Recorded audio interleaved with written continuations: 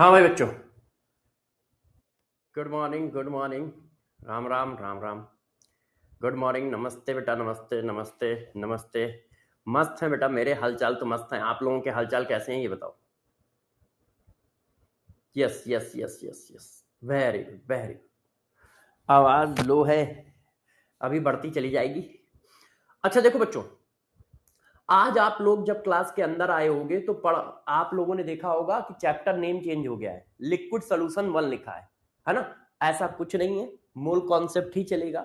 वो नया चैप्टर जो है अभी वो टाइटल चेंज हो जाएगा, मैंने फोन कर दिया है, ठीक है। दोपहर तक टाइटल चेंज हो जाएगा। जैसे ही ऑफिस में सारे लोग आएंगे तो वो टाइटल चेंज कर देंगे। मूल कॉन्सेप्ट ही चलेगा इस हफ्ते। कंसंट्रेशन टर्म खत्म हो गया, उसके बाद सिर्फ हमारी एक सब हेडिंग रह गई है, स्टैक्योमेट्रिक कैलकुलेशन, जिसमें स्टैक्योमेट्री पढ़नी है और लिमिटिंग रेजेंट पढ़नी है।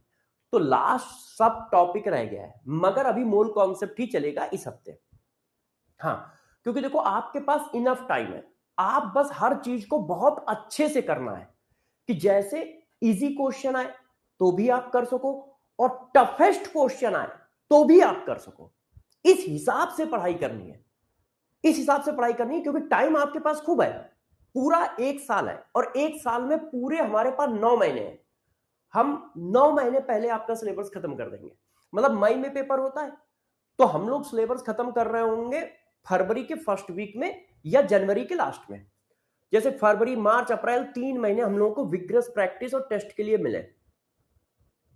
हाँ, ये सब पढ़ाएंगे स्टैक्योमेट्री में, purity, yield, LR, successive reaction सब पढ़ाएंगे, ठीक है। तो जो भी बच्चे नए जुड़ रहे हैं वो जो लाइव सेशन चल रहा है उसमें भी रहे, और साथ साथ में जो बचे हुए चैप्टर हैं, मतलब जो बचे हुए लेक्चर हैं उनको भी देखते रहे, उनको भी देखते रहे। हाँ, कोशिश रहेगी कि दिसंबर तक खत्म कर दें, कोशिश रहेगी कि दिसंबर तक सारा खत्म कर दें।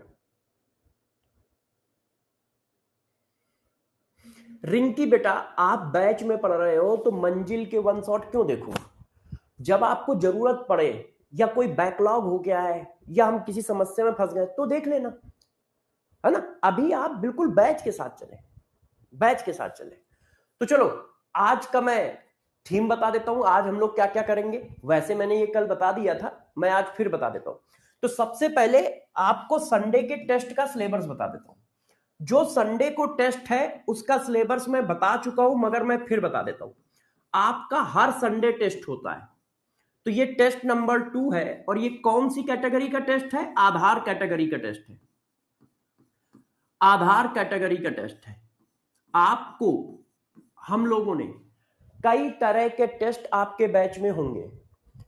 एवरेज टेस्ट जैसा नीट में पेपर पुराने जमाने में आता था वो, लेंदी और टफ जैसा इस साल आया है जो वो, ठीक है। ये सारे तरीके के कि आपको एवरेज टेस्ट भी कराएंगे, इजी टेस्ट भी कराएंगे, लेंदी टेस्ट भी कराएंगे, शॉर्ट टेस्ट भी कराएंगे। शॉर्ट टेस्ट का मतलब पूरा टेस्ट 2.5 घंटे में। ऐसा क्यों, देखो होता क्या है। हाँ देखो, मंथन बैच में टेस्ट की 3 कैटेगरी डाली गई है। कितनी, 3। एक नॉर्मल नीट का टेस्ट, एक पारंगत टेस्ट मतलब जो टफ टेस्ट होगा, लेंदी टेस्ट होगा, और एक ऐसा टेस्ट जो 2.5 घंटे में लिया जाएगा। 3 घंटे का टेस्ट 2.5 घंटे में लिया जाएगा। ऐसा क्यों किया जा रहा है, ऐसा आपके लिए इसलिए किया जा रहा है जैसे आप हर सिचुएशन के लिए तैयार रहो। पहले 4 महीने हम बता बता के लेंगे कि भाई देखो, आधार वाला टेस्ट ले रहे हैं, आधार टेस्ट मतलब माइनर टेस्ट होता है, छोटा टेस्ट, आधार टेस्ट ले रहे हैं। फिर हम आपको बताएंगे कि हम पारंगत टेस्ट ले रहे हैं, हम आपको बताएंगे कि हम किस कैटेगरी का टेस्ट ले रहे हैं, और फिर अगले 5 महीने आपको बताएंगे नहीं, डायरेक्ट आपके पास टेस्ट आएगा। किस कैटेगरी का होगा हम पहले से नहीं बताएंगे, सिलेबस बता देंगे, सब कुछ बता देंगे, मगर ये नहीं बताएंगे कि वो टेस्ट किस कैटेगरी का है। जैसे आप अचानक सामने कोई पेपर आता है तो उसको डील करना सीख पाओ, डील करना सीख पाओ कि अचानक आपके सामने टफ और लंदी टेस्ट पेपर आया तो उसको डील कैसे करें। अचानक आपके सामने इजी पेपर आया तो आप उसको डील कैसे करो। आपके मान लो किसी तरह से 10-15 मिनट बर्बाद हो गए, आपको उस समय अचानक चक्कर आ गया या आपका टाइम किल हो गया, है ना, एग्जामिनर के साथ किसी बात को लेके, या 10 मिनट के लिए लाइट चली गई, जैसे देखो लाइट वाला इशू चल रहा है, ऐसा कुछ भी हो जाता है, तो आप 2.5 घंटे में भी अपना पेपर पूरी ताकत से अच्छी तरीके से कर पाओ। तो हर सिचुएशन के लिए हम लोग इसमें तैयार कर देंगे मंथन में आपको, हर सिचुएशन के लिए। हाँ, अभी एक सिचुएशन ऐसी है जिसको कोई नहीं भाप रहा है, कोई नहीं भाप रहा है, ना तो कोई इंस्टीट्यूट और ना कोई टीचर। जानते हो क्या? नए तरह के क्वेश्चन, नए तरह के क्वेश्चन। भाई सिंगल करेक्ट क्वेश्चन अब पेपर में आता ही नहीं है। सिंगल करेक्ट क्वेश्चन अब पेपर में सिर्फ 30% या 40% आता है। 60% question multiple statement wise question, assertion reason, matching, statement wise question, इस तरह के क्वेश्चन से 60% पेपर भरा पड़ा रहता है, चाहे वो बायोलॉजी का हो चाहे वो केमिस्ट्री का हो। Single correct question maximum physics में आते हैं, और इस तरह के क्वेश्चन मार्केट में नहीं है। वो वही पुरानी बुकें कट पेस्ट चल रही है, लोगों को कोई फर्क नहीं पड़ता है कि यार नया पैटर्न है, नए क्वेश्चन चाहिए। देखो मैंने इसीलिए टेस्ट में ये सारे क्वेश्चन मैंने खुद बनाए थे। क्यों? क्योंकि यार अब पुराने टाइप का पेपर नहीं आ रहा है, आपको उसी टाइप के क्वेश्चन बनाने पड़ेंगे। ये देखो इस तरह के क्वेश्चन बुकों में है ही नहीं कि कौन कौन सा स्टेटमेंट सही है। अभी आज इसको हम लोग डिस्कस करेंगे। ये देखिए, ये देखिए, ये सारे क्वेश्चन मैंने हाथ से बनाए हैं, जैसे आपको मैं अच्छी प्रैक्टिस करा सकूं। ये देखिए, ये देखिए ABCD कौन सही है कौन गलत है। ये देखो 1 स्टेटमेंट, 2 स्टेटमेंट, 3 स्टेटमेंट, इस तरह के क्वेश्चन आजकल पेपर में आ रहे हैं। तो यार ये बात हम लोगों को ध्यान रखनी पड़ेगी। हम लोगों को पढ़ाना नहीं होता है, हम लोगों को बच्चों को सेलेक्ट कराना होता है। हम लोगों को बच्चों को सेलेक्ट कराना होता है, पढ़ाना नहीं है। और सेलेक्ट कराने में ध्यान रखिएगा, बहुत बड़ी बड़ी चीजों का रोल होता है। टीचिंग का रोल होता है, पैटर्न का रोल होता है, इस समय पेपर कैसा आ रहा है उस तरह से पढ़ाने का रोल होता है, उसी तरह के क्वेश्चन की प्रैक्टिस कराने का रोल होता है, उसी तरह के टेस्ट लेने का रोल होता है। इन सारी चीजों का रोल होता है। कोई चीज 60% होती है, कोई चीज 3% होती है, कोई चीज 5% होती है, मगर 3% 5% भी मायने रखता है, क्योंकि वो सिलेक्शन में योगदान दे रहा है, सिलेक्शन में योगदान दे रहा है। तो आप सभी बच्चे ध्यान रखें कि आपको कुछ नहीं करना है। बस ऐसे बच्चे पूछते रहते हैं कि सर क्या क्या करें। आप बस बैच के अंदर जो चल रहा है उसको ईमानदारी से फॉलो करो, और उसकी हर एक चीज करो जो कही जाए, हर एक चीज। जैसे टेस्ट है तो पूरी ईमानदारी से दो, पूरी ईमानदारी से दो, अच्छी तरीके से दो, क्योंकि टेस्ट में मैं हमेशा ऐसे क्वेश्चन डालता हूं जो किसी बुक में ना मिले। और ऐसा नहीं कि वो बहुत टफ होंगे, वो नीट लेवल के ही क्वेश्चन होंगे, मगर नए तरीके के होंगे। तो नए तरीके के क्वेश्चन को फेस करना, नए तरीके के क्वेश्चन को 30 सेकंड के अंदर सोचना, ये सब सीखोगे, ये सब सीखोगे। भाई अचानक पेपर आता है, आप देखो नीट का पेपर जब आता है तो बच्चों का परफॉर्मेंस जो होता है वो 10% 5% गिर जाता है। यदि वो मान लो मॉक टेस्ट पेपर में ला रहा था 700 नंबर, तो वहां पे लाता है वो 680 नंबर। ऐसा क्यों? क्योंकि अचानक नए तरीके के बहुत सारे क्वेश्चन उसको देखने को मिलते हैं, और उनको ट्रैकल करने का एक्सपीरियंस उसको कम होता है, कम होता है, जिसकी वजह से ऐसा होता है। तो आप सभी लोग बैच को फॉलो करते रहो, बैच की डीपीपी लगाओ, और डीपीपी में भी खतरनाक खतरनाक क्वेश्चन डालें। आज मैं आपको डीपीपी नंबर 4 तेजस और सिद्धि का कॉन्सेप्ट, जैसे ही चैप्टर खत्म हो जाएगा तो आपको तेजस भी लगानी है, सिद्धि भी लगानी है। अभी कोई बच्चा तेजस और सिद्धि मत लगाए, अभी सिर्फ डीपीपी नंबर 3 तक करना है। DPP number 1, DPP number 2, DPP number 3 तक करना है। और इनके वीडियो सॉल्यूशन भी मैंने दे रखे हैं, इनके वीडियो सॉल्यूशन भी दे रखे हैं। ठीक है, अब मैं टेस्ट को स्टार्ट करता हूं। बस मैं इतना ही कहूंगा, इतना ही कहूंगा, आपके सिलेक्शन को यदि कोई रोक रहा है तो वो आप हो। आपके सिलेक्शन को यदि कोई रोकेगा तो वो आप होगे। यदि आप मंथन बैच को पूरी तरह से फॉलो करते हो तो आपके सिलेक्शन को कोई नहीं रोक सकता है, क्योंकि इस बैच के अंदर जो टीचर है वो बहुत ही काबिल है। जैसा पढ़ाएंगे पेपर लगभग वैसा ही होगा। और बैच की जो डीपीपी है वो अल्टीमेट लेवल की है। ऐसा नहीं कि पुराने जमाने की डीपीपी हो, बिल्कुल नए तरीके से हम लोग डीपीपी बना रहे हैं और उसके वीडियो सोल्यूशन खुद दे रहे हैं।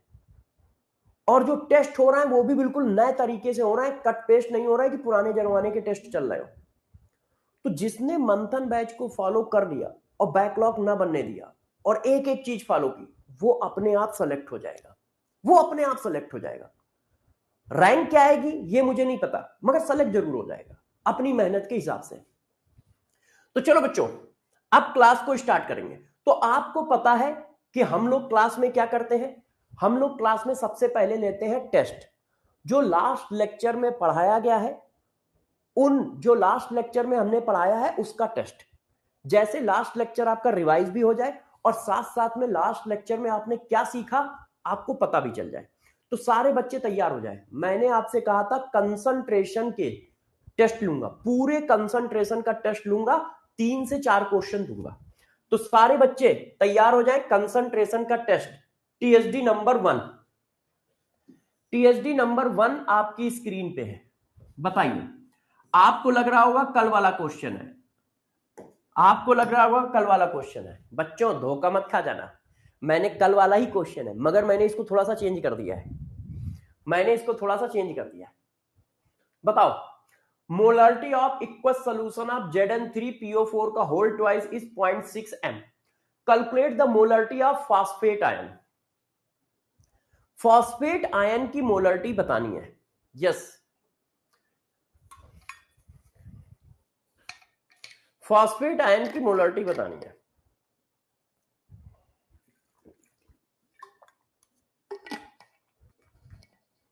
यस, फॉस्फेट आयन की मोलारिटी बतानी है।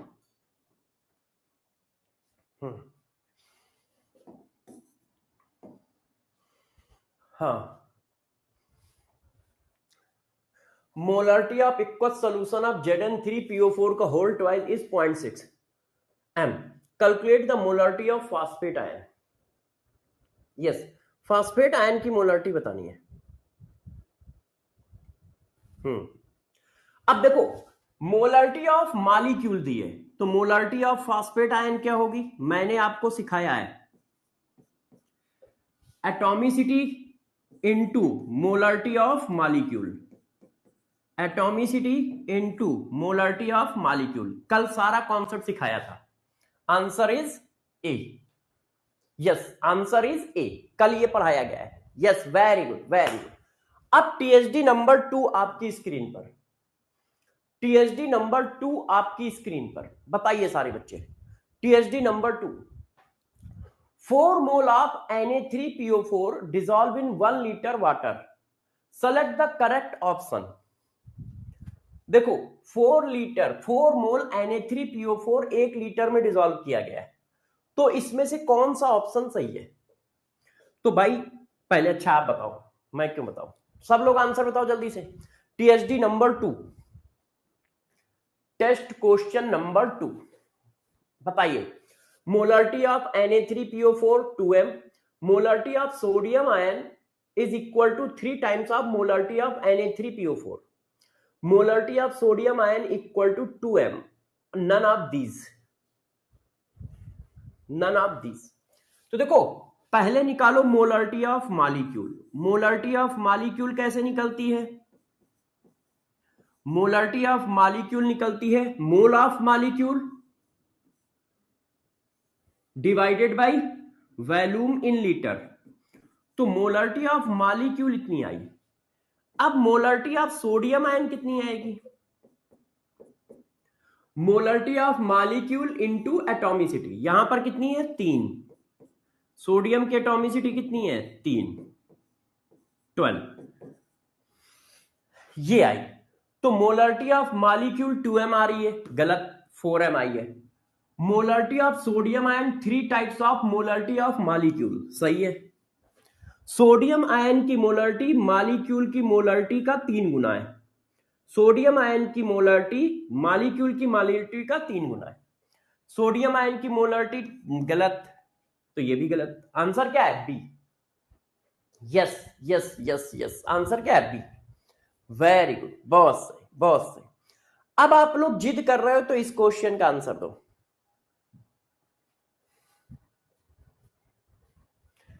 टीएचडी नंबर 3, मैंने कहा था मोल कॉन्सेप्ट कंसंट्रेशन के, कल मैं एक टेस्ट नहीं लूंगा, एक क्वेश्चन का टेस्ट नहीं लूंगा, 3 से 4 क्वेश्चन का टेस्ट लूंगा। THD number 3, 20% weight by volume equals solution of NaOH present in a closed container. Calculate molarity of solution. बताइए, जल्दी जल्दी बताओ सब लोग, पेन जल्दी जल्दी चलाओ। मुन्ना मुन्ना पेन जल्दी जल्दी चलाइए। यस बेटे, हाँ, यस यस यस यस। तो देखो, यदि किसी की मोलरिटी निकालनी है तो हमारा सिंपल सा फार्मूला होता है, उसके मोल ऊपर रखो divided by volume of solution in litre. ठीक है, एमएल में है कि लीटर में है? एमएल। और यदि एमएल में रखोगे तो 10 की पावर 3 का मल्टीप्लाई आएगा। अब मोल बनाओ, इसको कैसे पढ़ोगे? मास ऑफ सॉल्यूट कितना है? 20 ग्राम, 20 ग्राम सॉल्यूट है, और परसेंटेज का मतलब 100, 100 ml क्या है? सॉल्यूशन है। 100 ml क्या है? सॉल्यूशन। इसको पढ़ना सिखाया था, पहला सॉल्यूट, दूसरा सॉल्यूशन। सॉल्यूट कितना है? 20 ग्राम, क्यों? क्योंकि W लिखा है। सॉल्यूशन कितना है? 100 ml, क्यों? क्योंकि V लिखा है। अब यहां पे डाल दो मोल of solute into 1000, volume of solution in ml।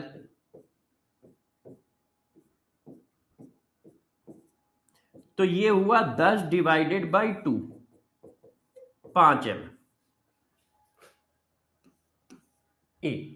Yes yes yes yes.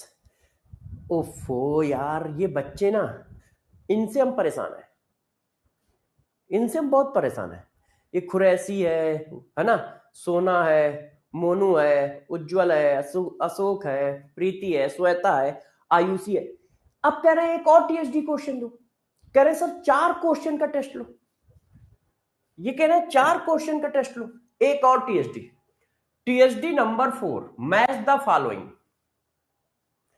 THD number 4, match the following. आज 4 क्वेश्चन का टेस्ट है। ये देखो क्या लिखा है, मैं पढ़ देता हूं। मोलरिटी इनटू, ये मॉलिक्यूलर वेट लिखा है ना, वो टाइप करने में दिक्कत हो गई है। ये मॉलिक्यूलर वेट है, molecular weight of solvent divided by 1000। Mole of solute, mass of solution in KG, mole of solute into 1000, volume of solution in litre. Chi1 equal to N1 upon N1 plus N2 है, ये plus है। अब किसकी matching किसके साथ है? Molarity का formula, ये 1 2 3 है, ये 1 है, ये 2 है, ये 3 है, ये 4 है। मैच करो, इसमें से कौन सा मैच सही है? 1 का मैच है 1 के साथ, नो। 2 का मैच है 2 के साथ, नो। 3 का मैच है 3 के साथ, तो नो। 4 का मैच है 4 के साथ, ओए भाई 4 का मैच है 1 के साथ। अच्छा, बताओ भाई, ये मैंने क्या किया है? मैंने सारे फार्मूले और सारे रिलेशन तुमसे पूछ लिए कि तुमने फार्मूले याद किए कि नहीं, रिलेशन याद है कि नहीं। तो उसका मैंने क्वेश्चन बना के पूछ लिया है, क्योंकि क्वेश्चन बना के पूछने से बच्चों को ज्यादा याद रहता है, और क्वेश्चन करने में थोड़ा सा मजा भी ज्यादा आता है बच्चों को। यस, तो ये वाला सही है। क्यों? ये जो क्या है, ये मोल फ्रैक्शन और मोलरिटी में रिलेशन है। तो मोल फ्रैक्शन और मोलरिटी में रिलेशन 1 है ना। ए का मैच क्या है? ए का मैच कोई नहीं है, ये गलत लिखा है, मास ऑफ सॉल्यूशन नहीं, मास ऑफ सॉल्वेंट होना चाहिए, है ना। तो ये आंसर है। अब सारे बच्चे मुझे बताएं, सभी बच्चे बताएं, 4 क्वेश्चन में से कितने क्वेश्चन सही हैं?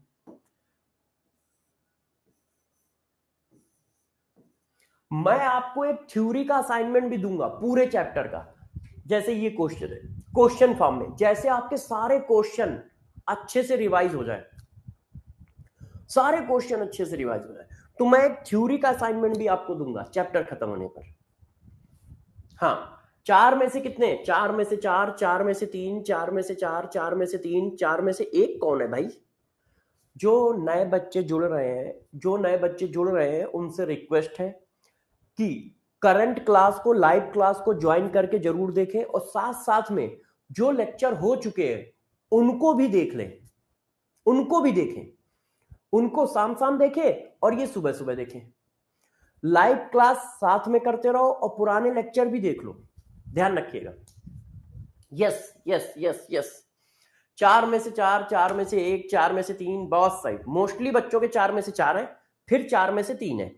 यस, मुझे यही उम्मीद थी, बहुत अच्छा परफॉर्म किया आप लोगों ने।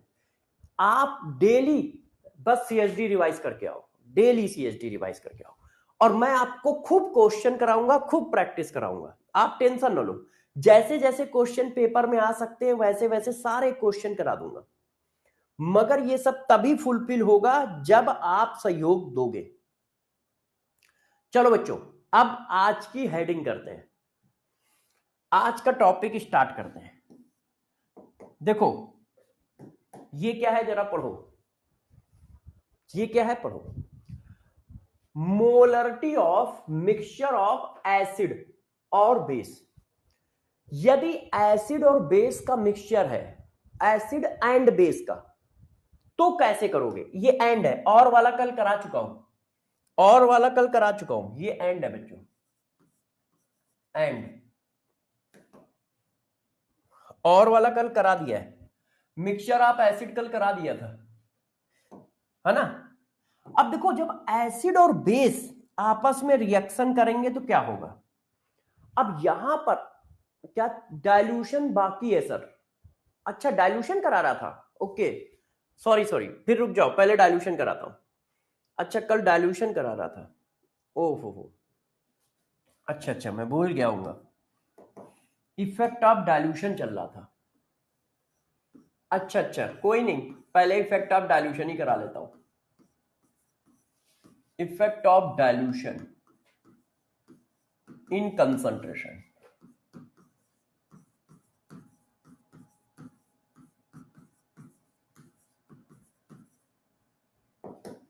ओके बच्चों,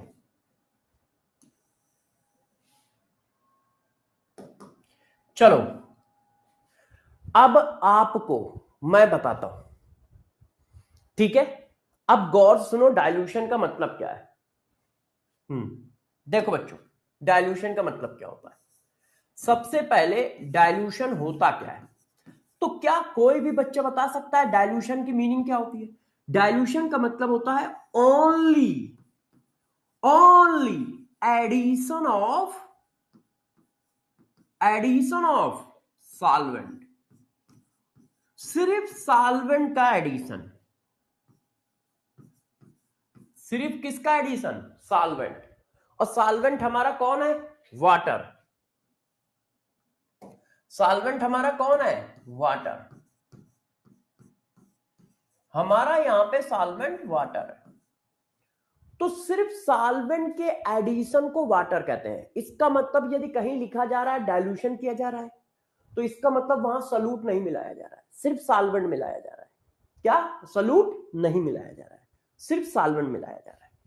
अब आप मुझे बताना, एक गिलास पानी है, आधा गिलास पानी है, एक गिलास ना लो, आधा गिलास पानी है, उसमें 2 चम्मच शुगर है। उसमें कितनी शुगर है? 2 चम्मच शुगर है। एक आधा गिलास पानी है, उसमें 2 चम्मच शुगर है, ठीक है? अब मैंने उसमें क्या किया, और पानी डाल के पूरा गिलास पानी कर लिया, और पानी डाल के पूरा गिलास पानी कर लिया। अब बताओ उसमें शुगर कितनी है? 2 चम्मच या 4 चम्मच? आधे गिलास पानी में 2 चम्मच शुगर थी, उसमें मैंने और पानी डाल के पूरा 1 गिलास कर दिया है, तो अब उसमें शुगर कितनी है? 2 चम्मच या 4 चम्मच? 2। क्यों? क्योंकि तुमने पानी मिलाया है। इसका मतलब पानी मिलाने से सॉल्यूट के मास में और सॉल्यूट के मोल में कोई चेंज नहीं आ रहा है। सॉल्यूट में चेंज आ रहा है? नहीं, पहले भी 2 चम्मच था, अभी भी 2 चम्मच है। तो इसका मतलब यदि कहीं डाइल्यूशन किया जा रहा है तो मोल ऑफ सॉल्यूट चेंज नहीं होंगे। मोल of solute before dilution, dilution से पहले और आफ्टर डाइल्यूशन सेम रहेंगे। Number of mole of solute after dilution. क्या ये बात सही है?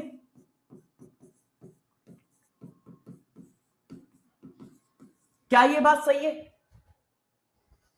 क्या ये बात सही है? डाइल्यूशन से पहले के मोल और डाइल्यूशन के बाद के मोल सेम रहेंगे। क्यों? क्योंकि सिर्फ पानी मिला रहे हो, सिर्फ पानी मिला रहे हो। चेंज क्या होगा? वैल्यूम। तो अब जरा देखो, कंसंट्रेशन इक्वल टू क्या होता है? मोलरिटी इक्वल टू होता है mole of solute volume of solution. ये चीज तो चेंज होगी नहीं, ये तो कांस्टेंट है, ये चेंज ही नहीं हो रही है, ये चेंज हो रहा है। और ये क्या हो रहा है? इंक्रीज हो रहा है। तो जब वॉल्यूम इंक्रीज होगा तो मोलरिटी डिक्रीज होगी। इसका मतलब डाइल्यूशन करने पर मोलरिटी डिक्रीज करती है, कंसंट्रेशन डिक्रीज करता है ना? Concentration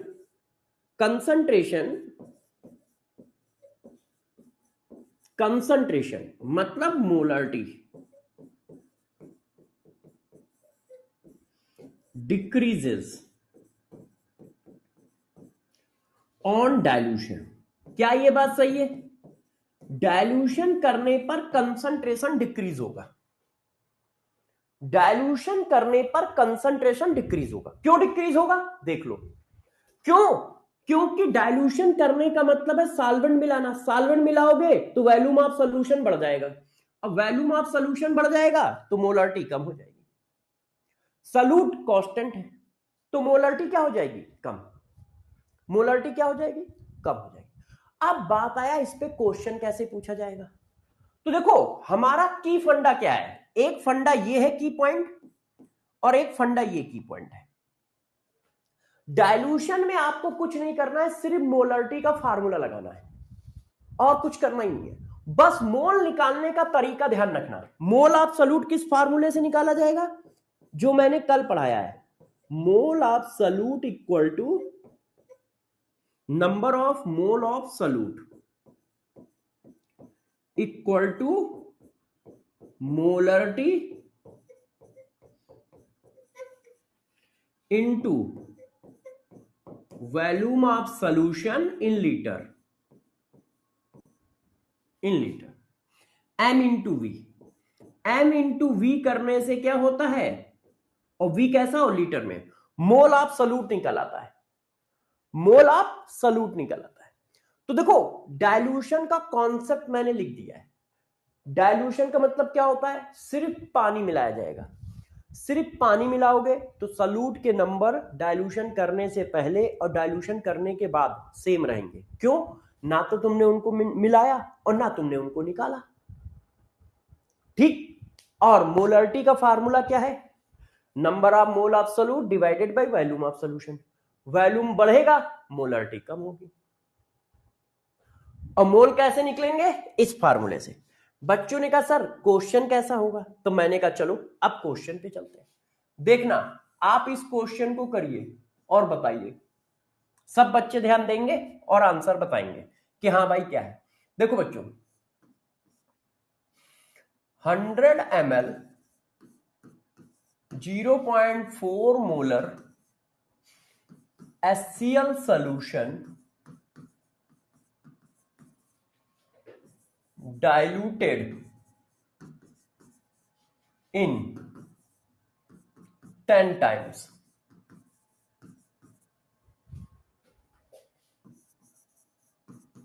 Calculate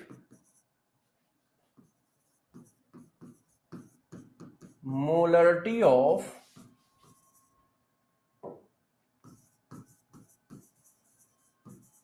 resultant solution. A. 0.4, B 0.04, C 0.02, D none of these। अब जरा देखो यार, इस क्वेश्चन को हमें लगाना है, ठीक, मैंने जो पढ़ाया है वैसे ही लगाना है। सबसे पहले बताओ कहा क्या क्या है। 100 ml 0.4 m HCl solution diluted. Diluted का मतलब क्या हुआ? डाइल्यूटेड का मतलब क्या हुआ? ओनली पानी मिलाया गया है, ओनली पानी मिलाया गया है। पानी मतलब वाटर,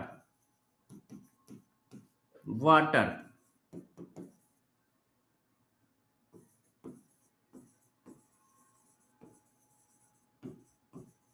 सिर्फ पानी मिलाया गया है, मतलब वॉल्यूम बढ़ाया गया है ना?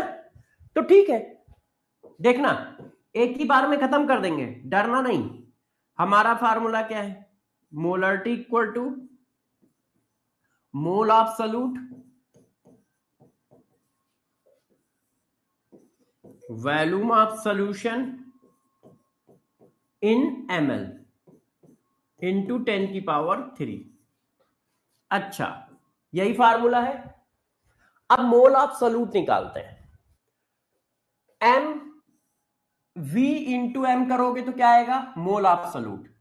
तो देखो 0.4 इंटू 100, v किस में होना चाहिए? लीटर में, तो इसको लीटर बना दिया, तो 0.04 m आ गया। आ गया कि नहीं? 0.04 m। तो मोल ऑफ सॉल्यूट, सॉरी m का मतलब मोल है, मोल ऑफ सॉल्यूट कितने हो गए? 0.04। जितने मोल ऑफ सॉल्यूट इस सॉल्यूशन में, उतने ही मोल ऑफ सॉल्यूट डाइल्यूट करने के बाद भी होंगे। होंगे कि नहीं होंगे? जितने मोल ऑफ सॉल्यूट इस सॉल्यूशन में, उतने ही मोल ऑफ सॉल्यूट डाइल्यूट करने के बाद भी होंगे। तो m इंटू वी करने से क्या आ गया? मोल ऑफ सॉल्यूट आ गया। अच्छा, into 1000 divided by volume of solution. अभी वॉल्यूम कितना है? 100, और उसको 10 टाइम डाइल्यूट किया गया है, तो 100 का 10 गुना क्या होता है? वो क्या कह रहा है? 10 गुना कर दिया गया है, तो 100 का 10 गुना क्या हुआ? 1000 हो गया। इसका मतलब सॉल्यूशन का वॉल्यूम तुमने 1000 कर दिया है। आपने कहा है कि उसको 10 टाइम बढ़ा दिया गया है, तो 100 ml है, अब उसको 10 टाइम बढ़ा दोगे तो कितना आ जाएगा? 1000 ml। तो आपने उसको 10 टाइम बढ़ा दिया है। ये volume of solution in ml, कट्टम काट, तो मोलरिटी कितनी निकल के आएगी? ये निकल के आ गई रिजल्टेंट सॉल्यूशन की। मोलरिटी कितनी निकल के आई? ये निकल के आ गई रिजल्टेंट सॉल्यूशन की। मोल ऑफ सॉल्यूट निकाले, मोल ऑफ सॉल्यूट और volume of solution. Resultant solution का वॉल्यूम कितना है? 10 गुना। रिजल्टेंट सॉल्यूशन का वॉल्यूम कितना है? 10 गुना। लगा दिया? सही है? सही है कि नहीं? सही है? यस।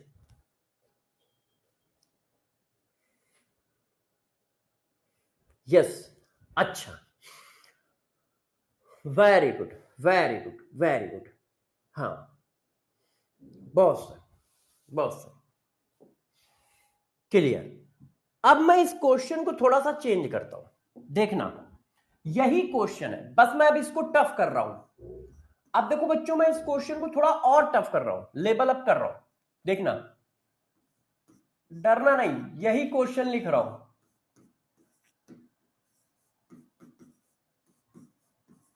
देखो 100 ml 0.4 m HCl solution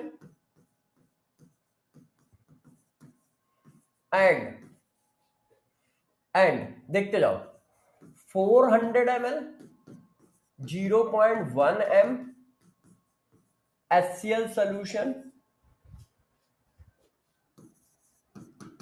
mixed with each other and make 10 litre resultant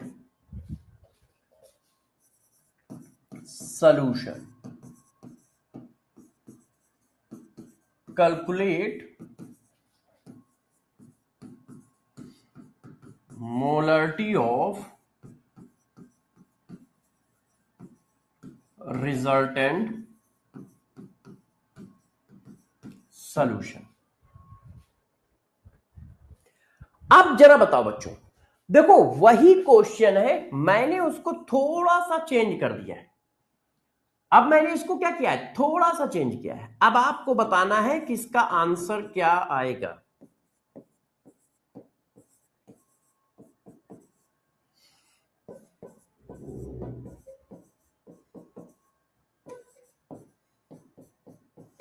अब देखो हमारा कॉन्सेप्ट क्या है, हमारा कॉन्सेप्ट सिंपल सा है कि भाई आप रिजल्टेंट सॉल्यूशन की मोलरिटी पूछ रहे हो, तो रिजल्टेंट सॉल्यूशन में molarity equal to resultant solution में मोल कितने हैं सॉल्यूट के, divided by volume of solution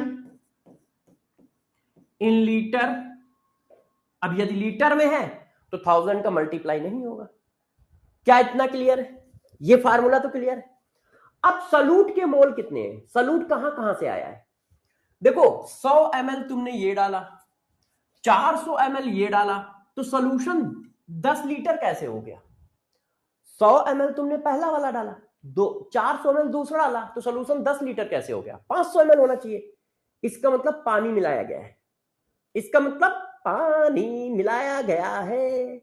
आपका दूध वाला यही काम करता है, वो क्या करता है, पानी मिला देता है और 10 लीटर बना के हम सबको बांट देता है। तो जरा देखो, इसका मतलब पानी मिलाया गया है, मगर रिजल्टेंट सॉल्यूशन कितना है, 10 लीटर।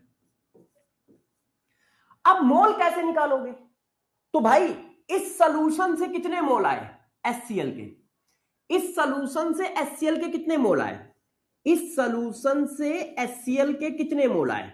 देखो m इंटू वी करो, m इंटू वी, और v किस में चाहिए, लीटर में, प्लस इस सॉल्यूशन से HCl के कितने मोल आए, इस सॉल्यूशन से HCl के कितने मोल आए, m इंटू वी करो।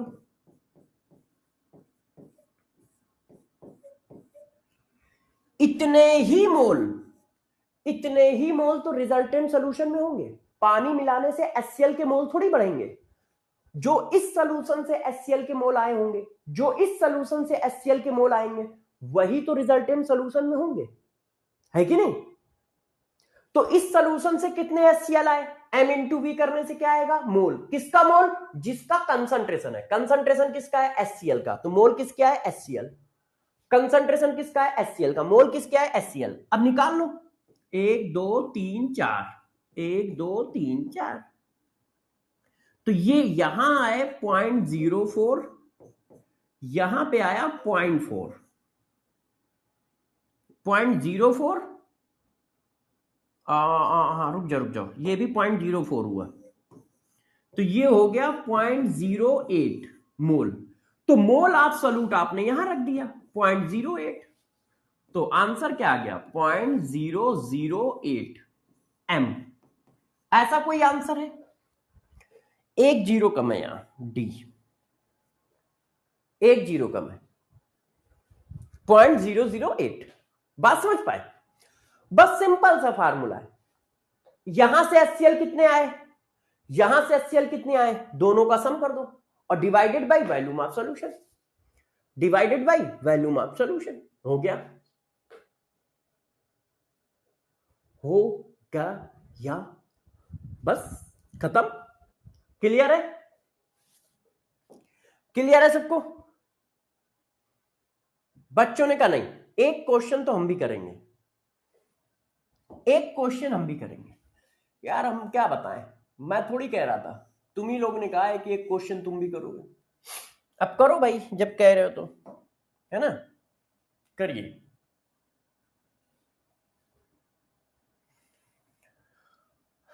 हाँ,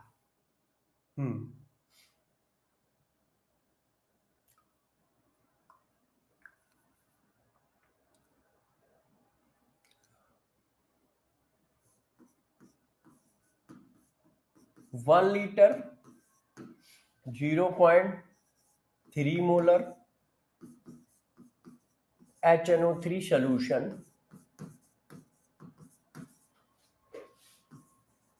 diluted ठीक है, diluted 30 times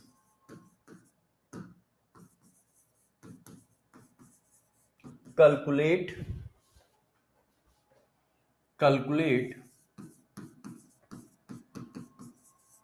molarity of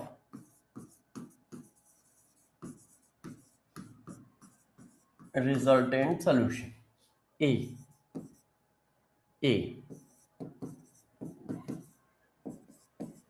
B C D।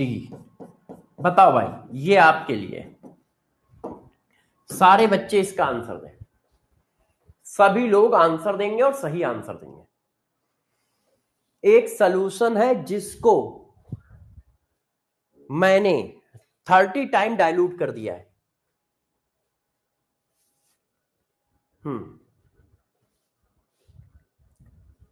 Answer बताओ। तो कंसंट्रेशन क्या आएगा? कंसंट्रेशन क्या आएगा? नया कंसंट्रेशन। तो भाई सिंपल सी बात है, मोल एब्सोल्यूट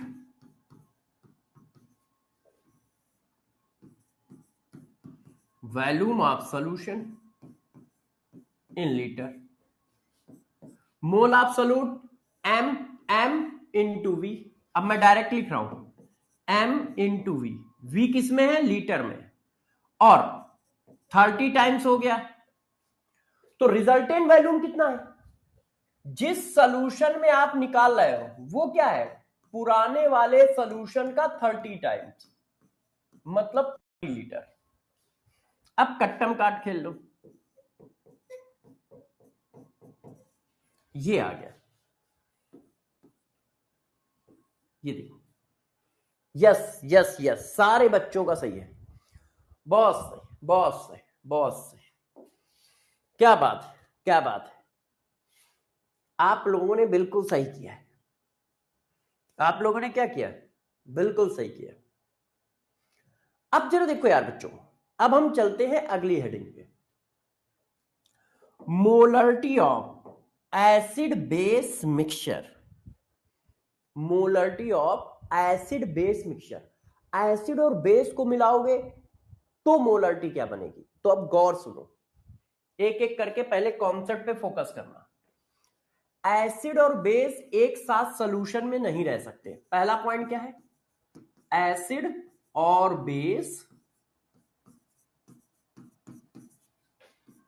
एक साथ सॉल्यूशन में नहीं रहते हैं, नहीं रहते हैं। ये एक साथ सॉल्यूशन में नहीं रहते। क्यों? क्योंकि ये आपस में रिएक्शन कर जाते हैं। ये आपस में रिएक्शन करेंगे, और रिएक्शन करेंगे तो क्या बनाएंगे? एसिड प्लस बेस मिलके बनाएंगे सॉल्ट। और ये पूरी केमिस्ट्री में एप्लीकेबल है। एसिड और बेस एक साथ सॉल्यूशन में नहीं रहेंगे, और यदि रहेंगे तो तुरंत रिएक्शन कर जाएंगे ऐसे, और बनाएंगे क्या? सॉल्ट। बनाएंगे क्या? सॉल्ट। अब जब एसिड और बेस रिएक्शन करते हैं तो बच्चों को एक टेंशन होती है। अच्छा हाँ, सीएचडी नहीं दिया है, डाइल्यूशन का सीएचडी अभी लिख दूंगा, डाइल्यूशन का सीएचडी अभी लिख दूंगा, परेशान लो। एसिड और बेस जब एक साथ रिएक्शन करेंगे तो सॉल्ट बनाएंगे। अब प्रॉब्लम यहां पर यह है कि रिएक्शन करनी पड़ेगी। हमें पता होना चाहिए कि एसिड और बेस रिएक्शन करने के बाद बचा क्या है ना, बचा क्या है। तो यहां पर आपको फोकस करना होगा कि बच क्या रहा है, बच क्या रहा है। एसिड और बेस की रिएक्शन के बाद बच क्या रहा है, जैसे HCl है, NaOH है। अब यदि ये रिएक्शन करेगा तो NaCl बनेगा और वाटर बनेगा। इसी तरह से मान लो H2SO4 है और KOH है। अब ये रिएक्शन करेगा तो यार पोटेशियम, मगर रिएक्शन बैलेंस होनी चाहिए, तो यहां पे 2 और यहां पे 2। पोटेशियम कितने हैं, 2, तो 2 हो गए। Sulphate 1, sulphate 1। हाइड्रोजन कितने हैं, 4, हाइड्रोजन 4। ऑक्सीजन कितने हैं, 2, 2। तो रिएक्शन हमेशा कैसी होनी चाहिए, बैलेंस होनी चाहिए। अब उसके बाद कॉन्सेप्ट क्या है मैं अभी बता देता हूं।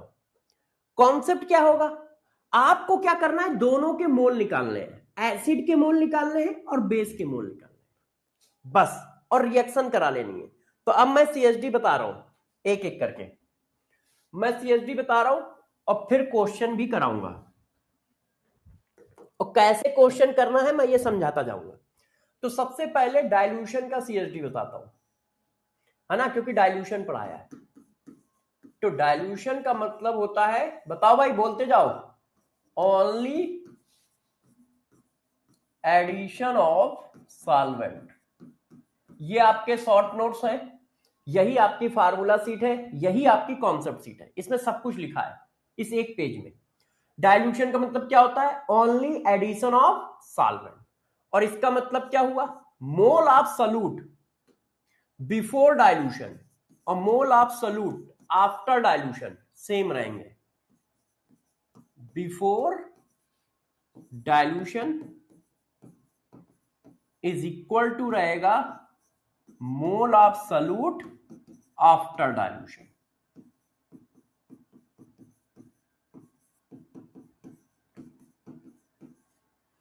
है कि नहीं, पॉइंट नंबर 2। पॉइंट नंबर 3, यदि आप डाइल्यूशन करोगे तो मोलरिटी क्या होगी, डिक्रीज होगी, क्योंकि फार्मूला ये है,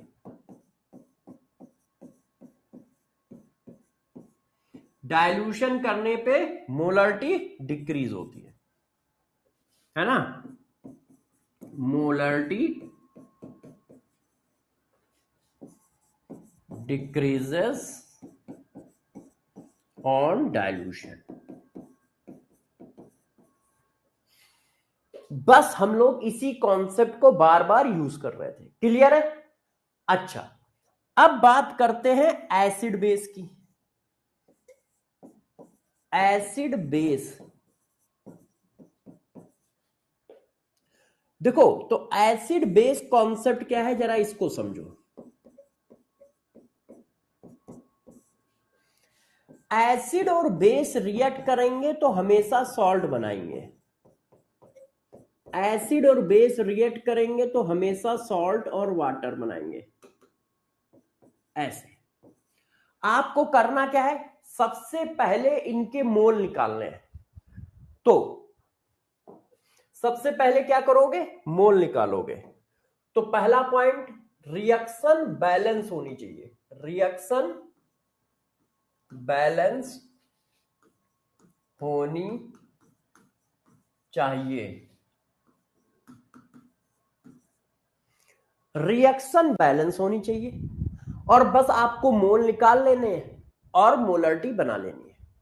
आपको कुछ नहीं करना है, रिएक्शन बैलेंस करना है और उसके बाद मोलरिटी वाला फार्मूला लगा देना है, बस, और कुछ नहीं करना है।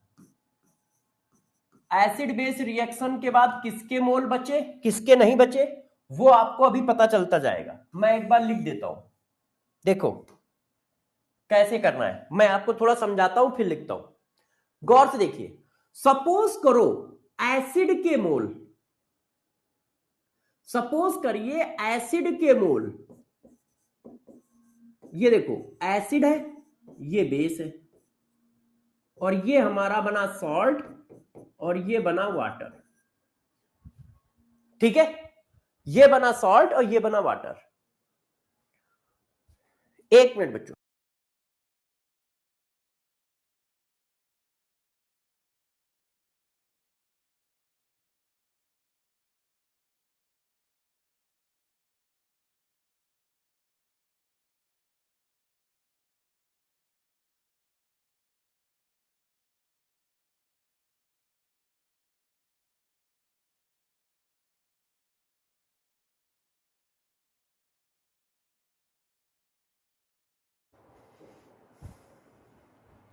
हाँ भाई बच्चों, बताओ भाई, 1 सेकंड बस मुझे दो, है ना। हम्म।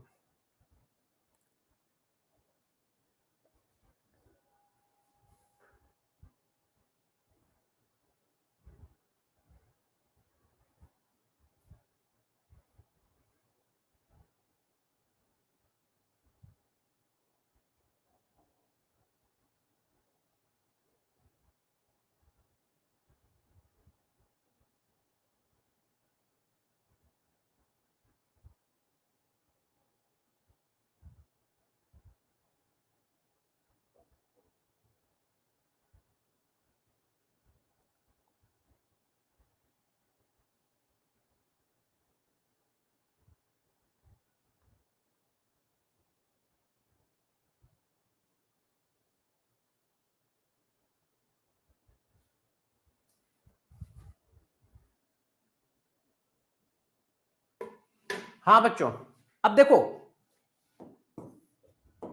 गौर से सुनिएगा, ठीक है, गौर से सुनिएगा। अब आप सभी जानते हैं एसिड और बेस रिएक्शन करते हैं, तो मान लो इसके एसिड के मोल n है और बेस के मोल n2 है, तो आफ्टर रिएक्शन क्या बचेगा बताओ। यदि एसिड के मोल 2 है, बेस के मोल 1 है, तो आफ्टर रिएक्शन क्या बचेगा, 1 मोल एसिड, क्योंकि 1 मोल बेस 1 मोल एसिड को न्यूट्रलाइज करा देगा कि नहीं करा देगा। तो इसका मतलब क्या है, इसका मतलब है आफ्टर रिएक्शन कितना एसिड बचेगा कितना बेस बचेगा, जो ज्यादा होगा वो बचेगा। आफ्टर रिएक्शन क्या बचेगा, आफ्टर रिएक्शन ये बचेगा। यदि एसिड ज्यादा है तो एसिड बचेगा और बेस ज्यादा है तो बेस बचेगा, इनका डिफरेंस बचेगा, बचेगा कि नहीं। आफ्टर रिएक्शन इनका डिफरेंस बचेगा, एसिड के मोल माइनस बेस के मोल का डिफरेंस। यदि एसिड ज्यादा है तो एसिड के मोल, बेस ज्यादा है तो बेस के मोल।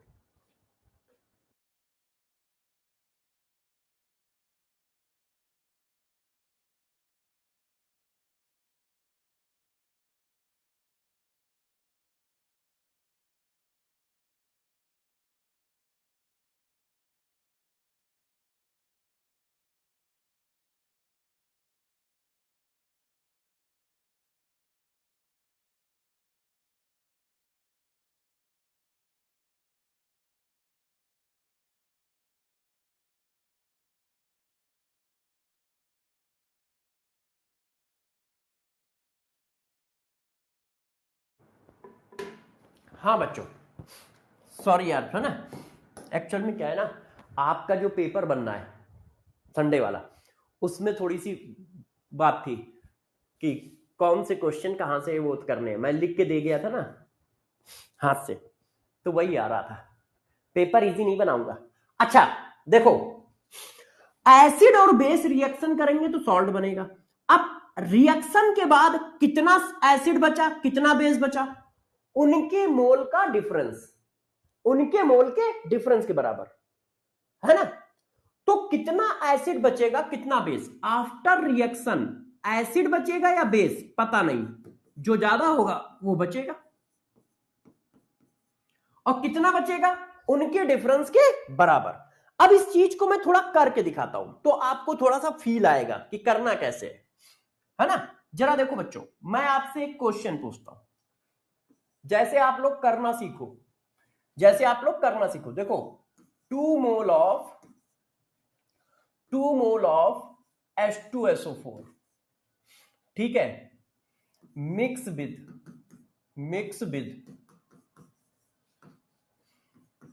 1 mole of NaOH, calculate 2 mole of H2SO4 mixed with 1 mole of NaOH and make solution 3 liter. Calculate molarity of solution. अब यार इसमें कौन बचा है कौन नहीं बचा है ये देखना है। देखो ये है H2SO4 और ये है NaOH। अब ये रिएक्शन करेंगे तो क्या बनाएंगे, Na2SO4 प्लस वाटर। क्लियर है, Na2SO4 प्लस वाटर। अब जरा गौर सुनना, पहला रूल क्या है, रिएक्शन बैलेंस होनी चाहिए। तो रिएक्शन बैलेंस करो, सोडियम कितने हैं, दो दो, सल्फेट कितने हैं, एक एक, ठीक है। हाइड्रोजन कितने हो गए, दो और दो चार, ऑक्सीजन कितने हैं, दो दो। रिएक्शन बैलेंस है। अब इसके दो मोल है, इसका एक मोल है। देखो इसके दो मोल है, इसका एक मोल है। अब सारे बच्चे मुझे बताएं, अब हम रिएक्शन करा रहे हैं, तो जब इसका दो मोल खर्च होता है तो इसका कितना खर्च होता है, एक मोल खर्च होता है। देखो यहां कितना लिखा है, वन। जब कुछ नहीं लिखा होता है तो इसका मतलब क्या होता है, वन।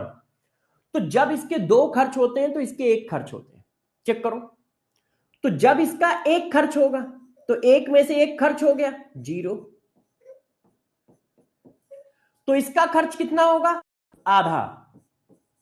जितना इसका खर्च होता है उसका आधा ये खर्च हो रहा है। देखो जब ये दो खर्च होता है तो ये एक, दो का एक आधा है। तो जितना NaOH खर्च होगा उसका आधा H2SO4 खर्च होगा। तो NaOH खर्च हो गया एक, तो ये खर्च होगा आधा। तो ये कितने मोल बचा,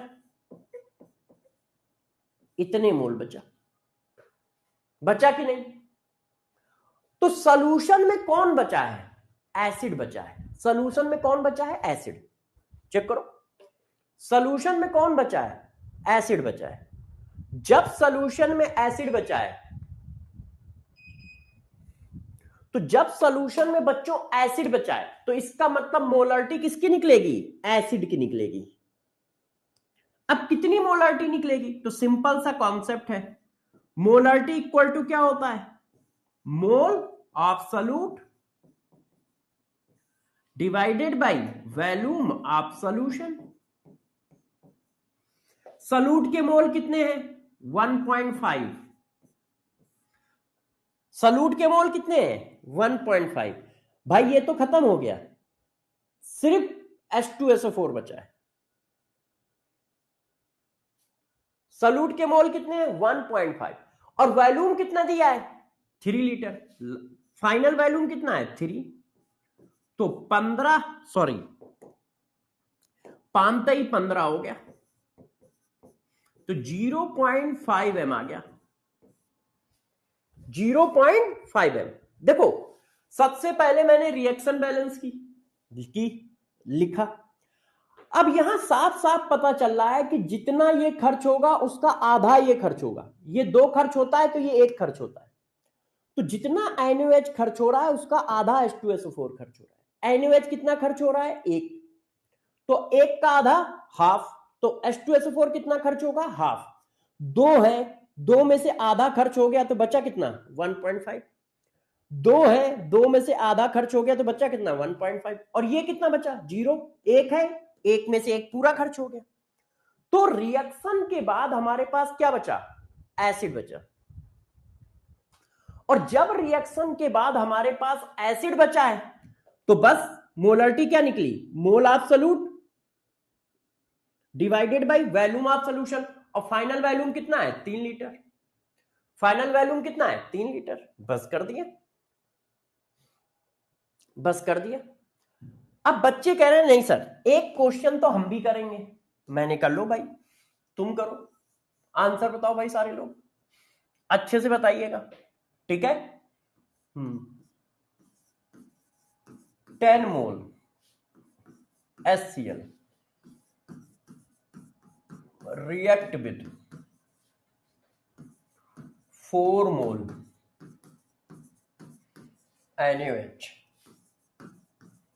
and form 2 liter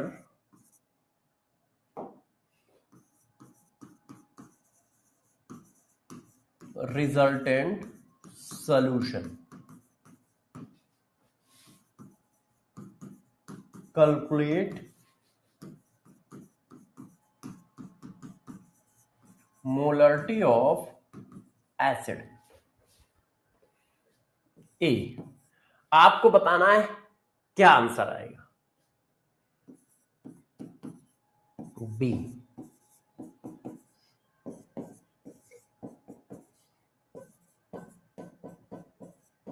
बताओ भाई,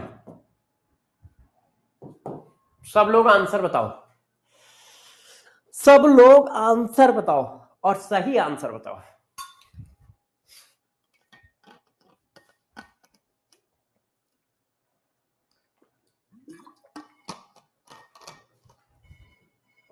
जल्दी बताइए.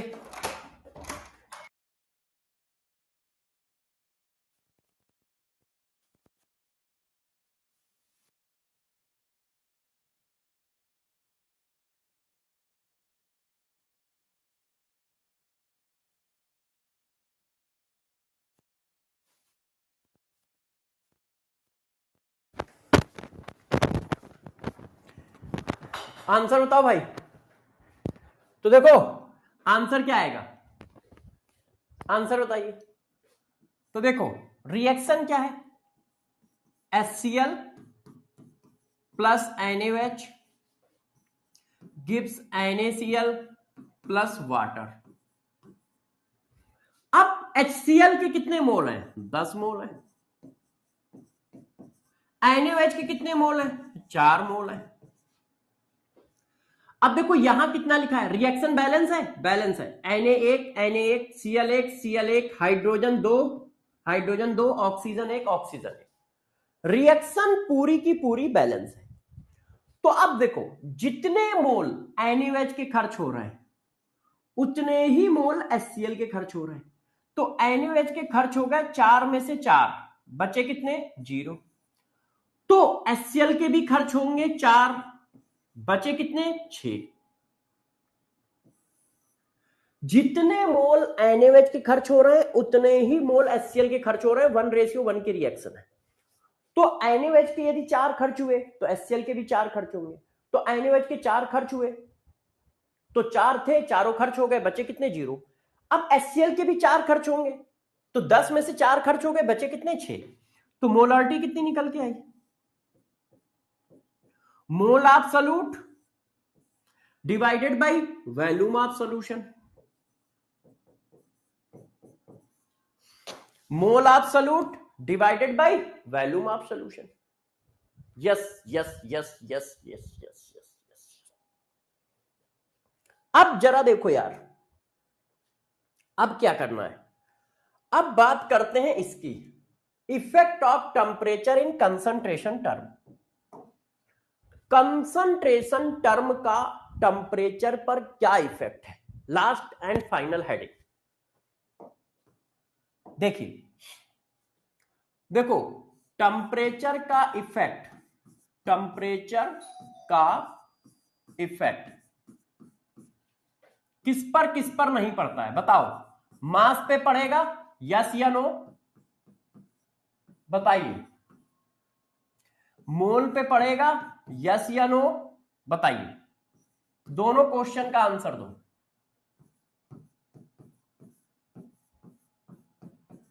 दोनों क्वेश्चन का आंसर दो. और वॉल्यूम पे पड़ेगा, यस या नो. तीनों क्वेश्चन का आंसर दो. किसका आंसर क्या होगा, 1 2 3. जल्दी दीजिए, 1 सेकंड में आया मैं.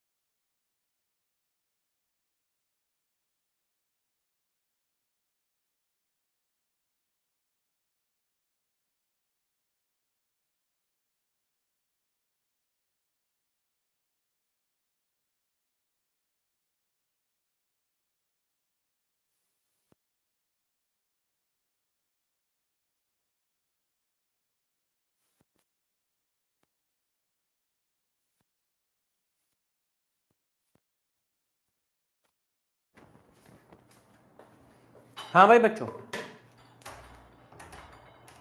बताओ सब लोग आंसर क्या आएगा। तो देखो, टेम्परेचर मास पे इफेक्ट नहीं डालता, टेम्परेचर मोल पे इफेक्ट नहीं डालता, टेम्परेचर वॉल्यूम पे इफेक्ट डालता है, मास पे इफेक्ट नहीं डालेगा, मोल पे इफेक्ट नहीं डालेगा, वॉल्यूम पे इफेक्ट डालेगा। तो ऐसे जितने कंसंट्रेशन टर्म जिसमें वॉल्यूम है उनमें टेम्परेचर का इफेक्ट होगा, और ऐसे जितने कंसंट्रेशन टर्म जिसमें वॉल्यूम है ही नहीं उसमें वॉल्यूम का इफेक्ट नहीं होगा। वेरी गुड वेरी गुड, बहुत सही आप लोगों ने बताया। तो पहला पॉइंट क्या हुआ, पॉइंट नंबर 1, टेम्परेचर जो होगा, temperature effect only those concentration term which have volume, जिनके पास वॉल्यूम होगा, और किस पर इफेक्ट नहीं करेगा, बाकी किसी पे नहीं पड़ेगा, and other concentration term, other concentration term कौन, जिनके पास वॉल्यूम नहीं है, हैव वॉल्यूम का टर्म नहीं है, ठीक है, जिसके, रुक जाओ, जिसके पास वॉल्यूम का टर्म नहीं है।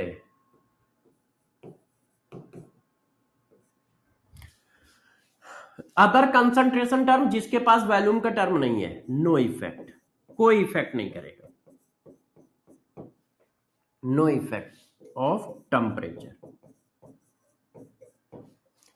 तो टेम्परेचर का इफेक्ट किस पर लगेगा, जिसके पास वॉल्यूम का टर्म है, और टेम्परेचर का इफेक्ट किन पर नहीं लगेगा, जिनके पास वॉल्यूम का टर्म नहीं है। अब बात आती है इफेक्ट लगेगा तो क्या होगा, टेम्परेचर बढ़ाने से वॉल्यूम बढ़ेगा,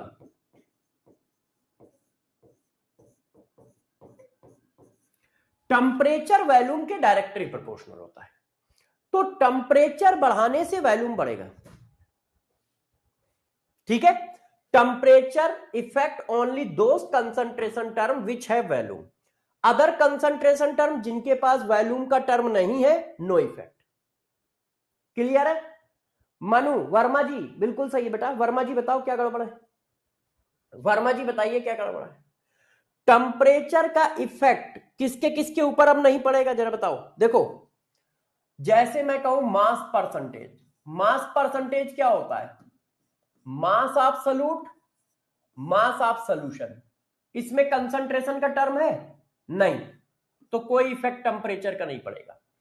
पीपीएम, पीपीएम क्या होता है, mass of solute, mass of solution into 10 की पावर 6, इसमें वॉल्यूम का टर्म है नहीं, तो नहीं इफेक्ट पड़ेगा। PPB, mass of solute, mass of solution into 10 की पावर 9, इसमें वॉल्यूम का टर्म है नहीं, तो कंसंट्रेशन का कोई इफेक्ट नहीं पड़ेगा, ठीक है।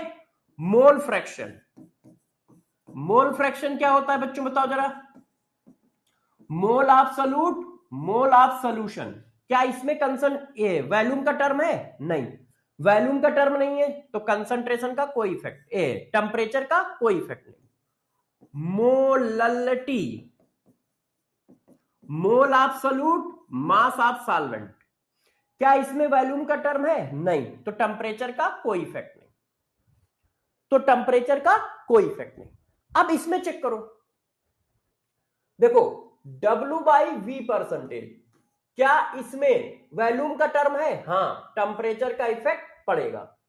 V बाई वी परसेंटेज, क्या इसमें वॉल्यूम का टर्म है, हाँ, टेम्परेचर का इफेक्ट पड़ेगा। मोलरिटी, क्या इसमें, मोलरिटी क्या होती है, mole upon volume of solution, तो क्या इसमें वॉल्यूम का टर्म है, हाँ, टेम्परेचर का इफेक्ट पड़ेगा, टेम्परेचर का इफेक्ट पड़ेगा। तो टेम्परेचर का इफेक्ट उन सभी कंसंट्रेशन पे पड़ेगा जिसमें वॉल्यूम का टर्म हो, और यदि वॉल्यूम का टर्म नहीं है तो टेम्परेचर का इफेक्ट नहीं पड़ेगा। क्लियर? क्लियर। तो अब मैं लिखता हूं, ठीक है। अच्छा, इसका सीएचडी लिख देता हूं, एसिड बेस का सीएचडी। तो सबसे पहले क्या है, एसिड बेस के सीएचडी में क्या था, रिएक्शन बैलेंस होनी चाहिए। और बैलेंस होने के बाद आपको बस क्या निकालना है ना, मोल ऑफ एसिड या बेस आफ्टर रिएक्शन। रिएक्शन के बाद मोल ऑफ एसिड और बेस कितने होंगे, mole of acid difference mole of base. जिसके ज्यादा है उनको पहले लिखोगे, जिसके कम है उनको बाद में लिखोगे। अब मोल निकल आए तो कंसंट्रेशन निकल आएगा, है ना। अब देखो effect of temperature,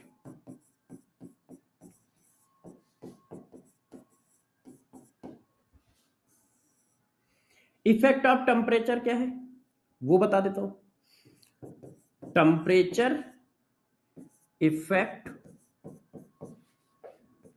only those concentration term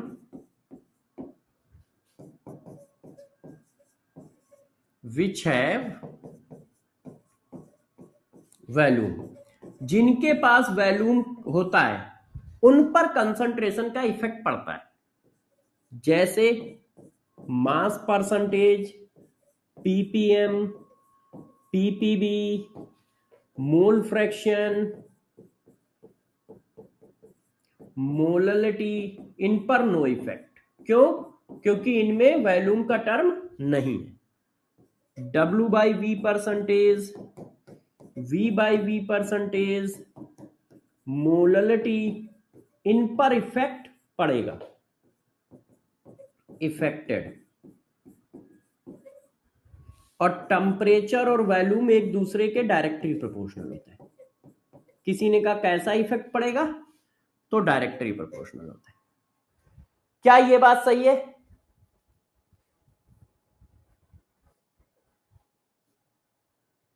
yes, बिल्कुल सही है। अब आप जिद कर रहे होगे कि सर क्वेश्चन करेंगे, आप क्या कह रहे हो, क्वेश्चन करेंगे, तो कर लो question. Which concentration term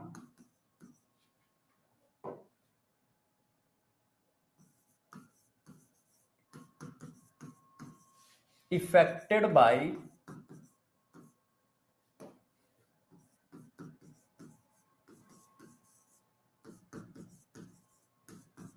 temperature. पहला मास परसेंटेज ऑफ सॉल्यूट, दूसरा मोललिटी, तीसरा मोलरिटी, चौथा मोल फ्रैक्शन। बताओ भाई, सब लोग आंसर बताएं। Which concentration term affected by temperature?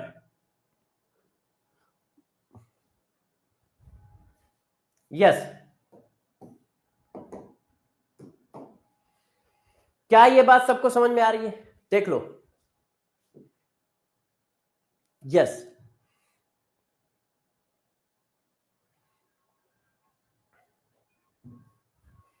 Yes. तो अब जरा बात को सुनो, सारे बच्चे सुने।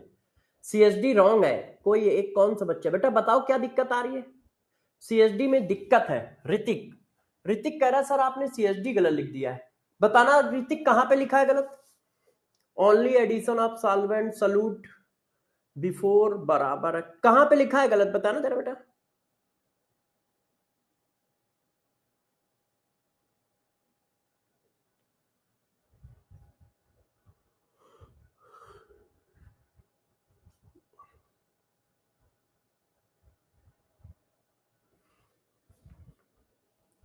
डाइल्यूशन वाले में, डाइल्यूशन वाले में क्या दिख रही, मोलरिटी डिक्रीज करेगी, तो यार वो तो डिक्रीज ही करेगी। Molarity decreases on dilution, concentration बढ़ाओगे तुम। अच्छा, ये साइन गलत लगा है, ये साइन को कह रहा होगा वो बच्चा, है ना। थैंक यू बेटा, आप साइन को कह रहे होगे, समझ गया। आप साइन को कह रहे होगे कि साइन गलत लगा है।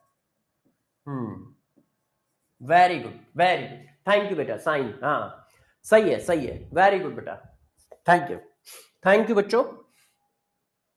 अच्छा, अब देखो यार, आप सभी बच्चे सोच रहे होंगे कि सर ने नॉर्मलिटी तो पढ़ा ही नहीं।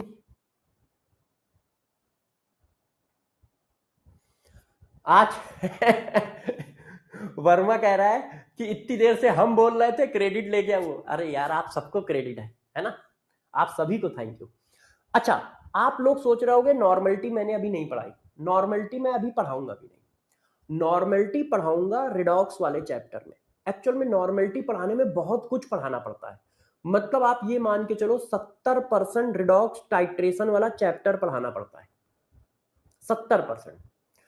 नॉर्मलिटी तभी पढ़ा पाऊंगा जब आपको नंबर ऑफ ग्राम इक्विवेलेंट निकालना आता हो, और नंबर ऑफ ग्राम इक्विवेलेंट निकालने के लिए आपको इक्विवेलेंट वेट पढ़ाना पड़ेगा। इक्विवेलेंट वेट पढ़ाने के लिए आपको ऑक्सीडेशन रिडक्शन पढ़ाना पड़ेगा, ऑक्सीडेशन नंबर पढ़ाना पड़ेगा, और बैलेंसिंग पढ़ानी पड़ेगी। तो रिडॉक्स वाला चैप्टर लगभग पूरा हो गया। तो फिर रिडॉक्स वाले चैप्टर में हम क्या पढ़ाएंगे, है ना। तो आप ध्यान रखना, नॉर्मलिटी आपको पढ़ाई जाएगी, मगर जब मैं रिडॉक्स रिएक्शन पढ़ाऊंगा तब, रिडॉक्स वाले चैप्टर में, अभी नहीं। क्योंकि अभी पढ़ाऊंगा तो आधी अधूरी पढ़ाऊंगा, और आधी अधूरी चीज मैं कभी पढ़ाता नहीं हूं। तो आप लोग बिल्कुल बेफिक्र रहिएगा, नॉर्मलिटी का क्वेश्चन भी मैं नहीं दूंगा। बुकों में होगा, बुकों में होगा, मगर आप ना करिएगा, ठीक है। आप normality, N factor, equivalent weight, ये सारे क्वेश्चन रिडॉक्स में किए जाएंगे। नॉर्मलिटी क्या है, एन फैक्टर क्या है, इक्विवेलेंट वेट क्या है, ऑक्सीडेशन नंबर क्या है, बैलेंसिंग क्या है, टाइट्रेशन क्या है, रिडॉक्स टाइट्रेशन क्या होता है, डिसप्रपोर्शनेशन रिएक्शन क्या होती है, ये सारा काम रिडॉक्स टाइट्रेशन वाले चैप्टर में पढ़ाया जाएगा, इस चैप्टर में नहीं। तो नॉर्मलिटी भी वहां पर ही पढ़ाऊंगा, ठीक है। और जो कल टेस्ट आएगा, कल मतलब संडे को जो टेस्ट आएगा उसमें पूरा कंसंट्रेशन आ रहा है, मगर उसमें नॉर्मलिटी नहीं आ रही है, क्योंकि जब मैं पढ़ाऊंगा नहीं तो दूंगा कैसे, तो उसमें नॉर्मलिटी नहीं आ रही। अब ये जो लास्ट संडे को टेस्ट हुआ था, इसको डिस्कस कर देते हैं। लास्ट संडे जो टेस्ट हुआ है, हम लोग इसको डिस्कस कर रहे हैं, ठीक है। तो चलो लास्ट संडे का टेस्ट डिस्कस कर दें, क्योंकि कल से हेडिंग स्टार्ट होगी कौन सी, stoichiometric calculation, last and final heading. अब उसमें बहुत सारे केस हैं, मगर 2 दिन में खत्म हो जाएगी, 2 से 3 दिन में। अब जरा देखो, मंथन बैच का टेस्ट नंबर 1, ये आधार टेस्ट नंबर 1 है। इन्होंने शायद लिखना भूल गए, ये आधार कैटेगरी का टेस्ट है, आधार टेस्ट नंबर 1। मतलब आधार टेस्ट जो है हमारा माइनर टेस्ट है, आधार टेस्ट हमारा माइनर टेस्ट है, और हर संडे टेस्ट होता है, आपको पता है। सिलेबस क्या था, मैटर, मोल, एवरेज एटॉमिक वेट और मॉलिक्यूलर वेट। अब हम इसके एक एक क्वेश्चन को समझाते हैं। देखो ये क्वेश्चन, सेलेक्ट करेक्ट स्टेटमेंट। अब सेलेक्ट करना है करेक्ट स्टेटमेंट, ये नए टाइप का क्वेश्चन है, पेपर में या किसी भी बुक में नहीं मिलेगा। Atomic mass of oxygen is 16। Atomic mass की डिफिनीशन मैंने क्या पढ़ाई है, मैंने क्या किया, यहां पे डिफिनीशन पर बेस्ड क्वेश्चन बनाया है। एटॉमिक मास की डिफिनीशन क्या होती है, एक एटम के मास को एटॉमिक मास कहते हैं, और उसकी वैल्यू क्या होती है, mass number in term of unified. ये सब मैं पढ़ा चुका हूं, mass number in term of unified. क्या यहां यूनिफाइड लिखा है, नहीं, तो ये स्टेटमेंट गलत है। Molar atomic mass of oxygen 16 gram. Molar atomic mass, एक मोल के एटम के मास को कहते हैं, और जिसकी वैल्यू होती है मास नंबर इन ग्राम, और ये देखो लिखा है मास नंबर इन ग्राम, तो ये स्टेटमेंट सही है। Relative atomic mass of oxygen 16 unified, गलत है। रिलेटिव एटॉमिक मास की वैल्यू होती है मास नंबर विदाउट यूनिट, और यहां पे यूनिट लगी है, तो ये गलत है। मास नंबर होता है मगर विदाउट यूनिट होता है। Atomic mass of oxygen equal to 16 divided by Na gram. एक एटम के मास को एटॉमिक मास कहते हैं और जिसकी वैल्यू होती है mass number divided by Na ग्राम। ये मैंने पढ़ा रखा है सब, ये सब मैंने उस हेडिंग में पढ़ा रखा है, mass number divided by Na ग्राम, और इसी को कहते हैं ये, ऐसे कर लो। और 1/Na ग्राम को क्या कहते हैं हम लोग, इसको फिर ऐसे लिख लोगे, क्यों, क्योंकि एक यूनिफाइड इक्वल टू होता है 1/Na ग्राम। तो ये वाला भी सही है, तो बी और डी सही है, तो आंसर होगा 4, आंसर होगा 4। हाँ, एएमयू और यूनिफाइड सेम चीज है, एएमयू और यूनिफाइड सेम चीज है, आंसर होगा 4। और इस तरह के क्वेश्चन आपने कहीं पेपर में किसी भी बुक में नहीं देखे, चेक कर लेना, ये सब नए फॉर्मेट के क्वेश्चन है और आजकल पेपर में इसी तरह के क्वेश्चन आ रहे हैं। अच्छा, अब ये आ जाओ, 1 atomic mass unit AMU, 1 atomic mass unit 1 AMU is defined as the mass exactly equal to, एक AMU की डिफिनीशन क्या होती है, तो एक AMU की डिफिनीशन होती है 1/12 इंटू मास ऑफ 1 मोल, नहीं 1/12 into mass of 1 carbon atom, मगर कार्बन कौन सा 12, 1/12 मास ऑफ सिंगल कार्बन 12 एटम।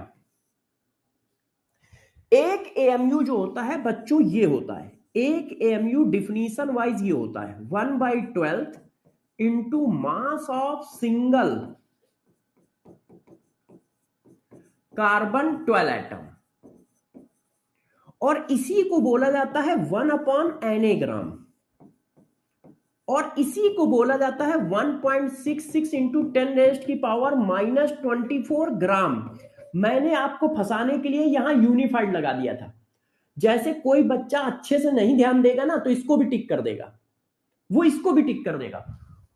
तो 1/Na ग्राम होता है और 1.66 इंटू 10⁻⁻24 ग्राम होता है, यूनिफाइड नहीं होता है। और एटम 12 होता है, 14 नहीं होता है, इसीलिए मैंने ये सब किया है। जैसे आप छोटी छोटी बातों को ध्यान रखो, यही छोटी छोटी बातें आपको पेपर में फंसाएंगे। अगला क्वेश्चन, ये सबसे शानदार क्वेश्चन है, जो जरा सा चूका नहीं कि गलत किया नहीं, और सबसे इजी और सबसे टफ भी है। Carbon 14 combined with hydrogen 1 and form methane molecule, the molecular formula of methane. जैसे ही मैं मॉलिक्यूलर फार्मूला ऑफ मेथेन करता हूं तो बच्चे ऐसे जोड़ देते हैं, ऐसे।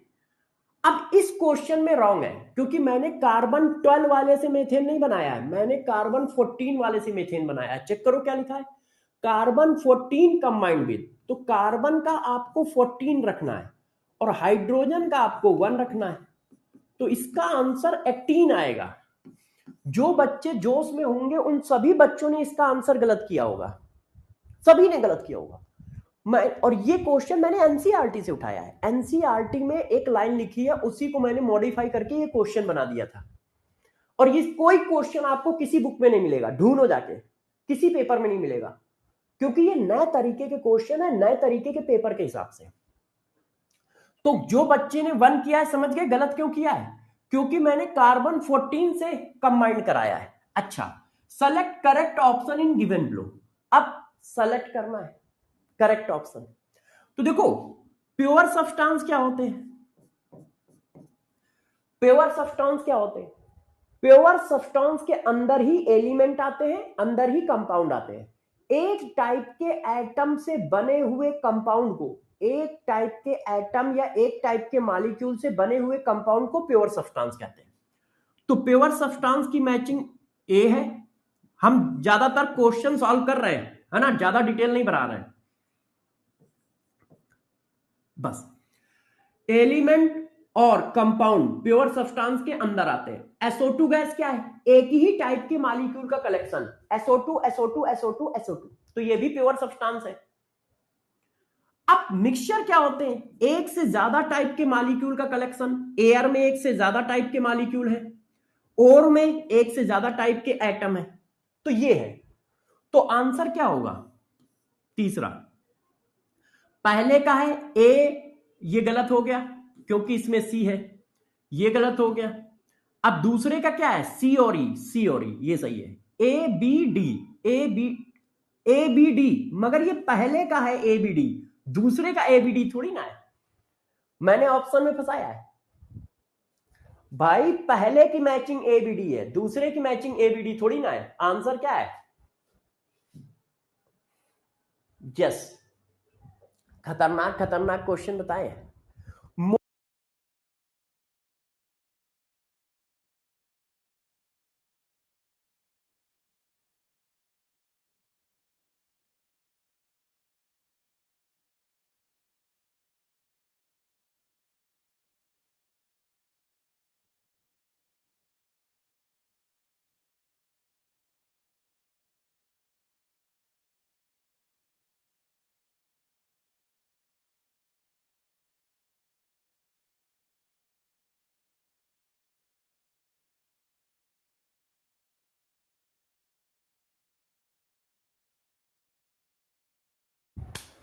हाँ, बैटरी यार कमजोर हो गई है, एक ही क्लास में खत्म हो जाती है, नई बैटरी लगवाता हूँ, है ना।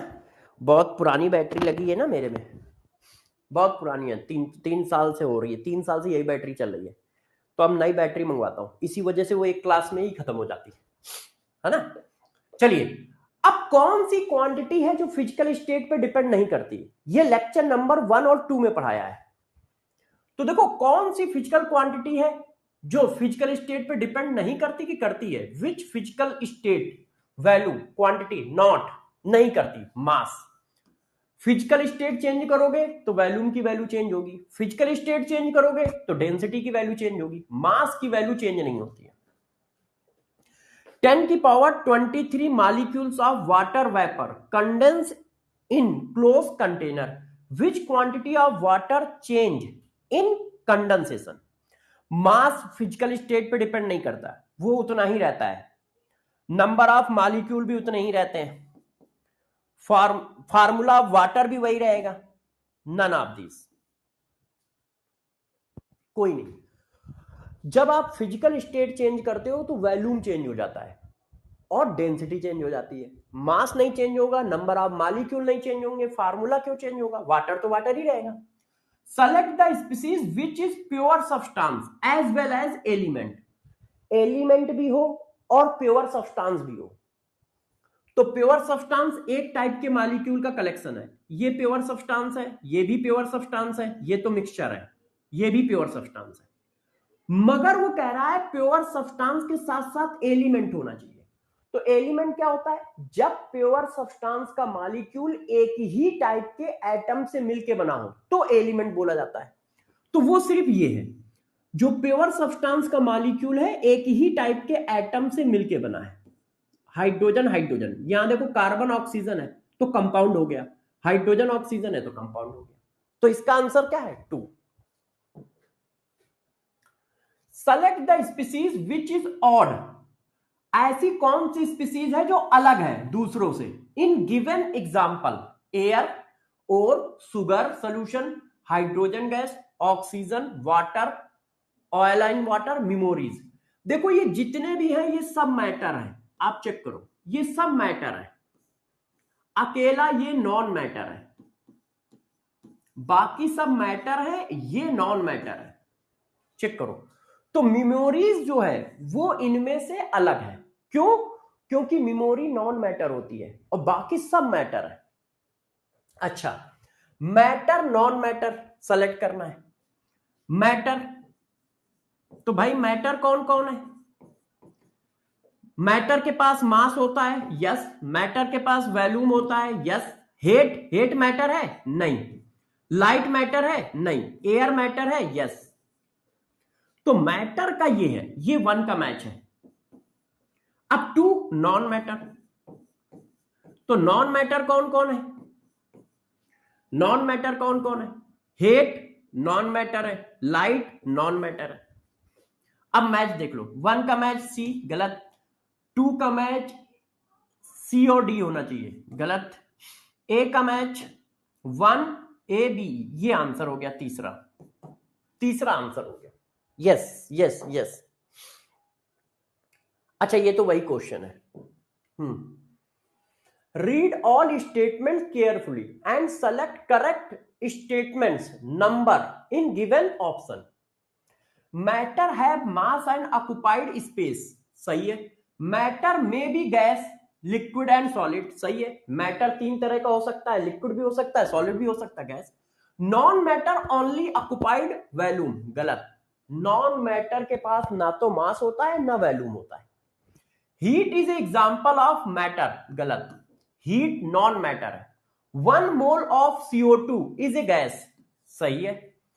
2 gram of A present in a container, A is a non matter, गलत। यदि आप उसकी वैल्यू ग्राम में बता रहे हो तो वो नॉन मैटर कैसे हो सकता है? आपने कहा 2 gram of A present in a container, तो यदि 2 ग्राम ए कंटेनर में है, इसका मतलब तुम उसको मास में मेजर कर रहे हो, और मास में मेजर कर रहे हो तो वो मैटर होगा ना, नॉन मैटर कैसे होगा? नॉन मैटर को तो आप ना तो उसके पास मास होता है ना वैल्यूम होता है, तो आप उसको मास में लिख ही नहीं सकते हो। तो जब आप लिख रहे हो कि 2 ग्राम ए है, इसका मतलब ए क्या होगा? मैटर होगा, तो ये भी गलत है, ए नॉन मैटर नहीं होगा। तो पहला, दूसरा और पांचवा स्टेटमेंट सही है। पहला, दूसरा और पांचवा स्टेटमेंट सही है। Collection of molecule of X2 is a liquid, which statements are correct for X2? अब देखो ये लिक्विड स्टेट में, तो force act between X2 molecule, yes. Liquid में एक दूसरे के बीच में फोर्स लगता है। X2 मॉलिक्यूल टाइडली पैक्ड, गलत। लिक्विड के मॉलिक्यूल टाइडली पैक्ड नहीं होते हैं, टाइडली पैक्ड सॉलिड के होते हैं। X2 molecule occupied fixed volume, सही है। लिक्विड का वैल्यूम फिक्स होता है। अब यदि मैं 1 लीटर पानी को 1 लीटर की बोतल में रखूं, या 10 लीटर की बोतल में रखूं, या एक ड्रम में रखूं, वो 1 लीटर ही पानी रहेगा, वो 1 लीटर ही पानी रहेगा। Liquid molecules take shape of the container, liquid जिस कंटेनर में रखे जाते हैं उसका शेप ऑक्युपाई कर लेते हैं। तो इनकरेक्ट स्टेटमेंट कौन है? बी। और करेक्ट कौन है? ए, सी, डी। आंसर कहां है इसके? बच्चों इसके आंसर कहां है? इसके आंसर नहीं है, मतलब आंसर होंगे, मैंने यहां नहीं लिखे, कट पेस्ट करने में मेरे से गलती हुई है। ए, सी, डी है ना। Which will be the mass of 12 unified 12 atom in gram? अब वो कह रहा है कि 12 यूनिफाइड में कार्बन के कितने एटम है। 12 यूनिफाइड का मतलब क्या हुआ? इतने ग्राम। इसको मैंने ग्राम में बना लिया, ये देखो है। और चाहो तो ये बहुत सिंपल है। 12 यूनिफाइड है तो 12 यूनिफाइड क्या होता है? एक एटम का मास होता है, तो उसमें कितने एटम होंगे? What will be the mass of, अच्छा मास पूछ रहा है, तो मास कितना होगा? 12 डिवाइडेड बाई Na ग्राम। What will be the mass of 12 unified 12 atom in gram? 12 divided by Na equal to mass of single carbon atom, बिल्कुल सही है। 12 यूनिफाइड एक कार्बन एटम के मास के बराबर होता है, ये गलत है। हाँ ये भी सही है, 12 डिवाइडेड बाई Na, ये गलत है, ये सही है। तो आंसर क्या होगा? फोर्थ। आंसर क्या होगा? फोर्थ। 12 यूनिफाइड क्या होगा? एक एटम के मास को, एक एटम को मास को क्या बोलते हैं? Mass number in term of unified, तो ये वाला सही है। और 12 यूनिफाइड को हम 12 अपॉन Na लिख सकते हैं, तो ये वाला भी सही है। Calculate the sum of neutron of all isotope of carbon. अब इसमें न्यूट्रॉन का सम निकालना है। तो किसी एटम में न्यूट्रॉन कितने होते हैं? A minus Z. किसी एटम में न्यूट्रॉन कितने होते हैं? A minus Z. तो इसमें कितने हुए? 12 माइनस 6। इसमें कितने हुए? 12 माइनस 13, तो 13 माइनस 6 7। इसमें कितने हुए? 14 माइनस 6 8। अब इनको जोड़ दो तो ये 7 त्रिक 21 हो गए, है ना, 21 होंगे। How many electrons present in titanium? Titanium होता है 1H3 टाइटियम। अब इसमें पूछ रहा है इलेक्ट्रॉन कितने होंगे? एक ही इलेक्ट्रॉन होंगे। नंबर ऑफ इलेक्ट्रॉन क्या होता है? Value of Z. Number of electron क्या होता है? वैल्यू ऑफ जेड, है ना? तो वैल्यू ऑफ जेड, और जेड की वैल्यू कितनी है?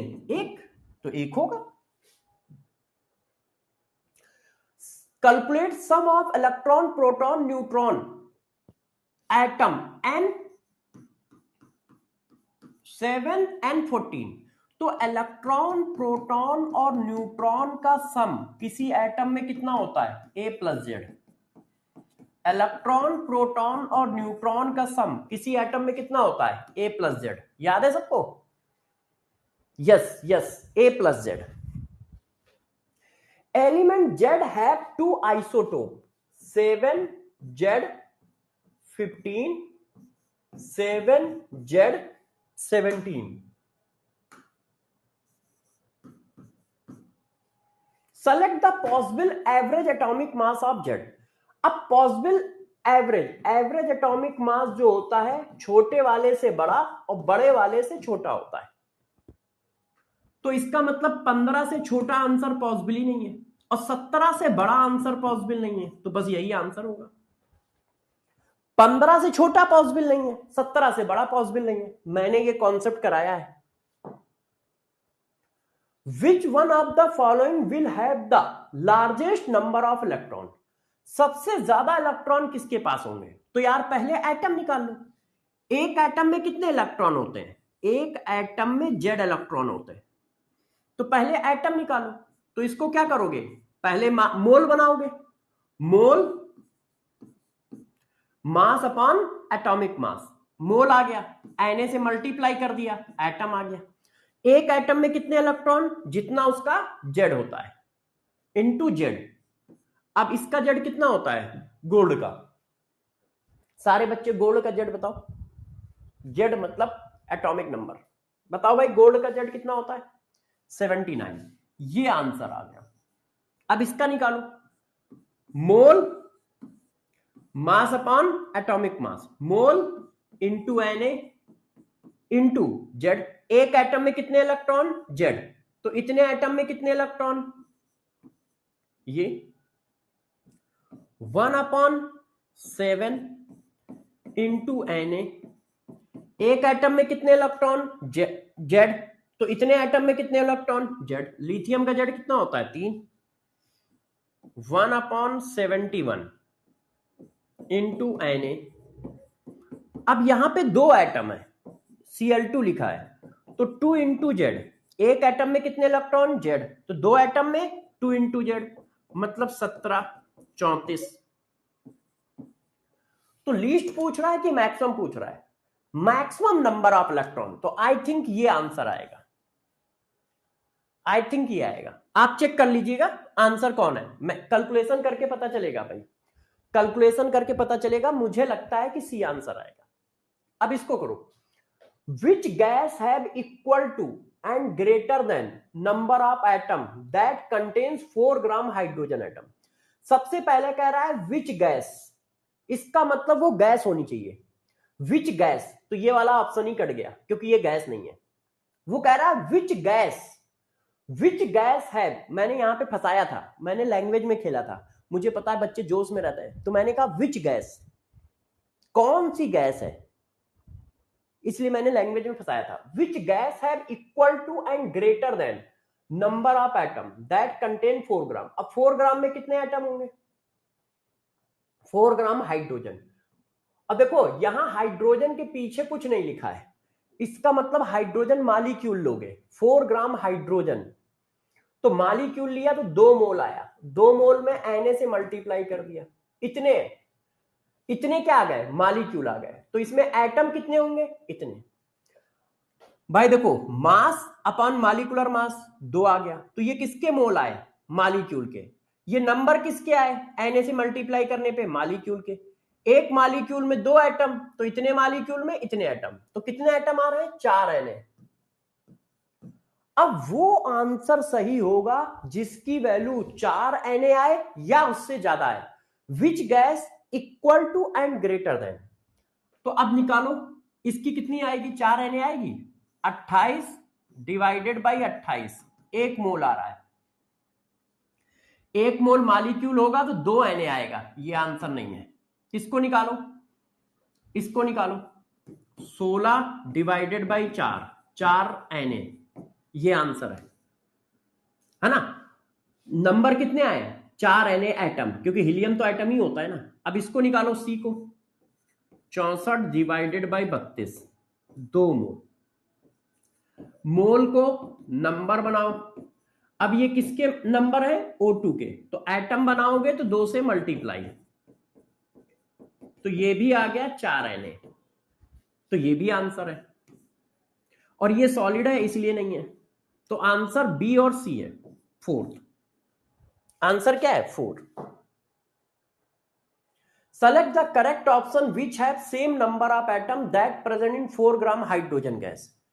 अब सेम नंबर ऑफ एटम चाहिए। अब देखो यहां पे कुछ नहीं लिखा है कि वो गैस लेना है या सॉलिड लेना है, तो इसमें कितने एटम है अभी हम निकाल के आए हैं, 4 ग्राम हाइड्रोजन गैस। तो भाई ये निकले मोल, Na से मल्टीप्लाई किया निकले मॉलिक्यूल, और 2 से मल्टीप्लाई किया निकले एटम। 4 Na एटम है, तो इसमें तो नहीं थे, अभी किया है, इसमें थे। अब इसमें चेक करो,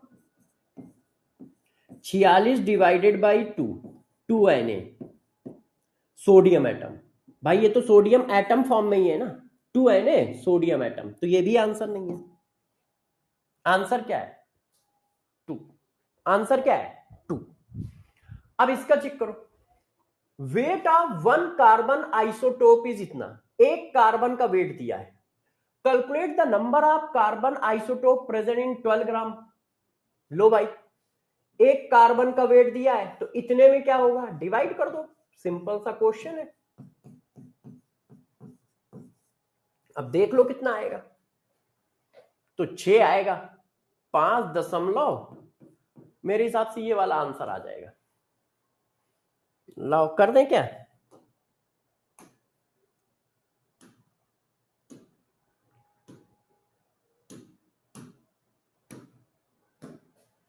हम्म, 12 डिवाइडेड बाई 2.324, हाँ यही वाला आ रहा है,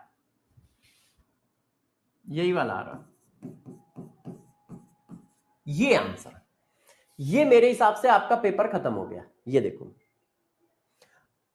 देखिए अब ये पेपर जो हमारा है, अब बात बता देता हूं पेपर है कैसा। पेपर में कुछ क्वेश्चन बहुत इजी हैं, कुछ क्वेश्चन मॉडरेट है, और कुछ क्वेश्चन बहुत अच्छी क्वालिटी के। तो जिन बच्चों ने पेपर में 20 में से 17 के ऊपर क्वेश्चन किया है, ग्रेटर देन 17 क्वेश्चन किए हैं, वेरी वेरी गुड, मतलब एक्सीलेंट, वेरी गुड। और जिन बच्चों ने 15 से ऊपर क्वेश्चन किए हैं, 14 या 15 या 15 से ऊपर क्वेश्चन किए हैं, गुड। और जिन बच्चों ने 12 क्वेश्चन के आसपास किए हैं, वो ठीक ठीक है, सो ठीक है। मगर जिन्होंने 12 से नीचे क्वेश्चन किए हैं, वो गड़बड़ है, उनको थोड़ा सा पढ़ाई करने की जरूरत है, कॉन्सेप्ट को रीड करने की जरूरत है। जिन बच्चों ने 12 से ऊपर क्वेश्चन किए हैं वो ठीक है, जिन्होंने 15 से ऊपर किए हैं वो सब अच्छे हैं, 15 से ऊपर जिन्होंने किए हैं वो सब सही हैं। 15 या 15 से ऊपर किसने किसने किए हैं? बहुत सही, बहुत सही। 19-20 वाले तो बहुत ही अच्छे हैं, एक 17, 18, 19, 20 जिन्होंने किए सब अच्छे हैं। 15 या 15 से ऊपर जिन्होंने किए सब मस्त किए हैं, सही है, सही है। जिन बच्चों ने 12 के ऊपर किए वो ठीक है, 12 से 15 के बीच में जिन्होंने किए वो ठीक किया है, बहुत अच्छा परफॉर्म नहीं तो बहुत खराब परफॉर्म भी नहीं है, एवरेज। 12 से नीचे वाले थोड़े गड़बड़ है, क्योंकि 12 क्वेश्चन तो मैंने काफी ठीक ही ठाक डाले थे, कि मतलब जो थोड़ा भी पढ़े, अच्छे से नोटबुक पढ़ेगा और थोड़ा बहुत पढ़ेगा तो 12 कर देगा। Yes, very good, very good, बहुत सही। तो चलो अभी क्लास खत्म करता हूं, और ये क्वेश्चन, ये जो टेस्ट पेपर है इसको संभाल के रखना, ये क्वेश्चन बाद में फिर रिवाइज कर लेना, ये सारे क्वेश्चन संभाल के रखना, ठीक है? अच्छा, ये भाई थोड़ा सा ध्यान रखिएगा, तो नेक्स्ट क्लास में फिर मिलेंगे और नई सब हेडिंग के साथ। अपना ध्यान रखिएगा, पढ़ाई करते रहिएगा। बाय बाय बच्चों। पूरा टेस्ट पेपर सॉल्व कर दिया है।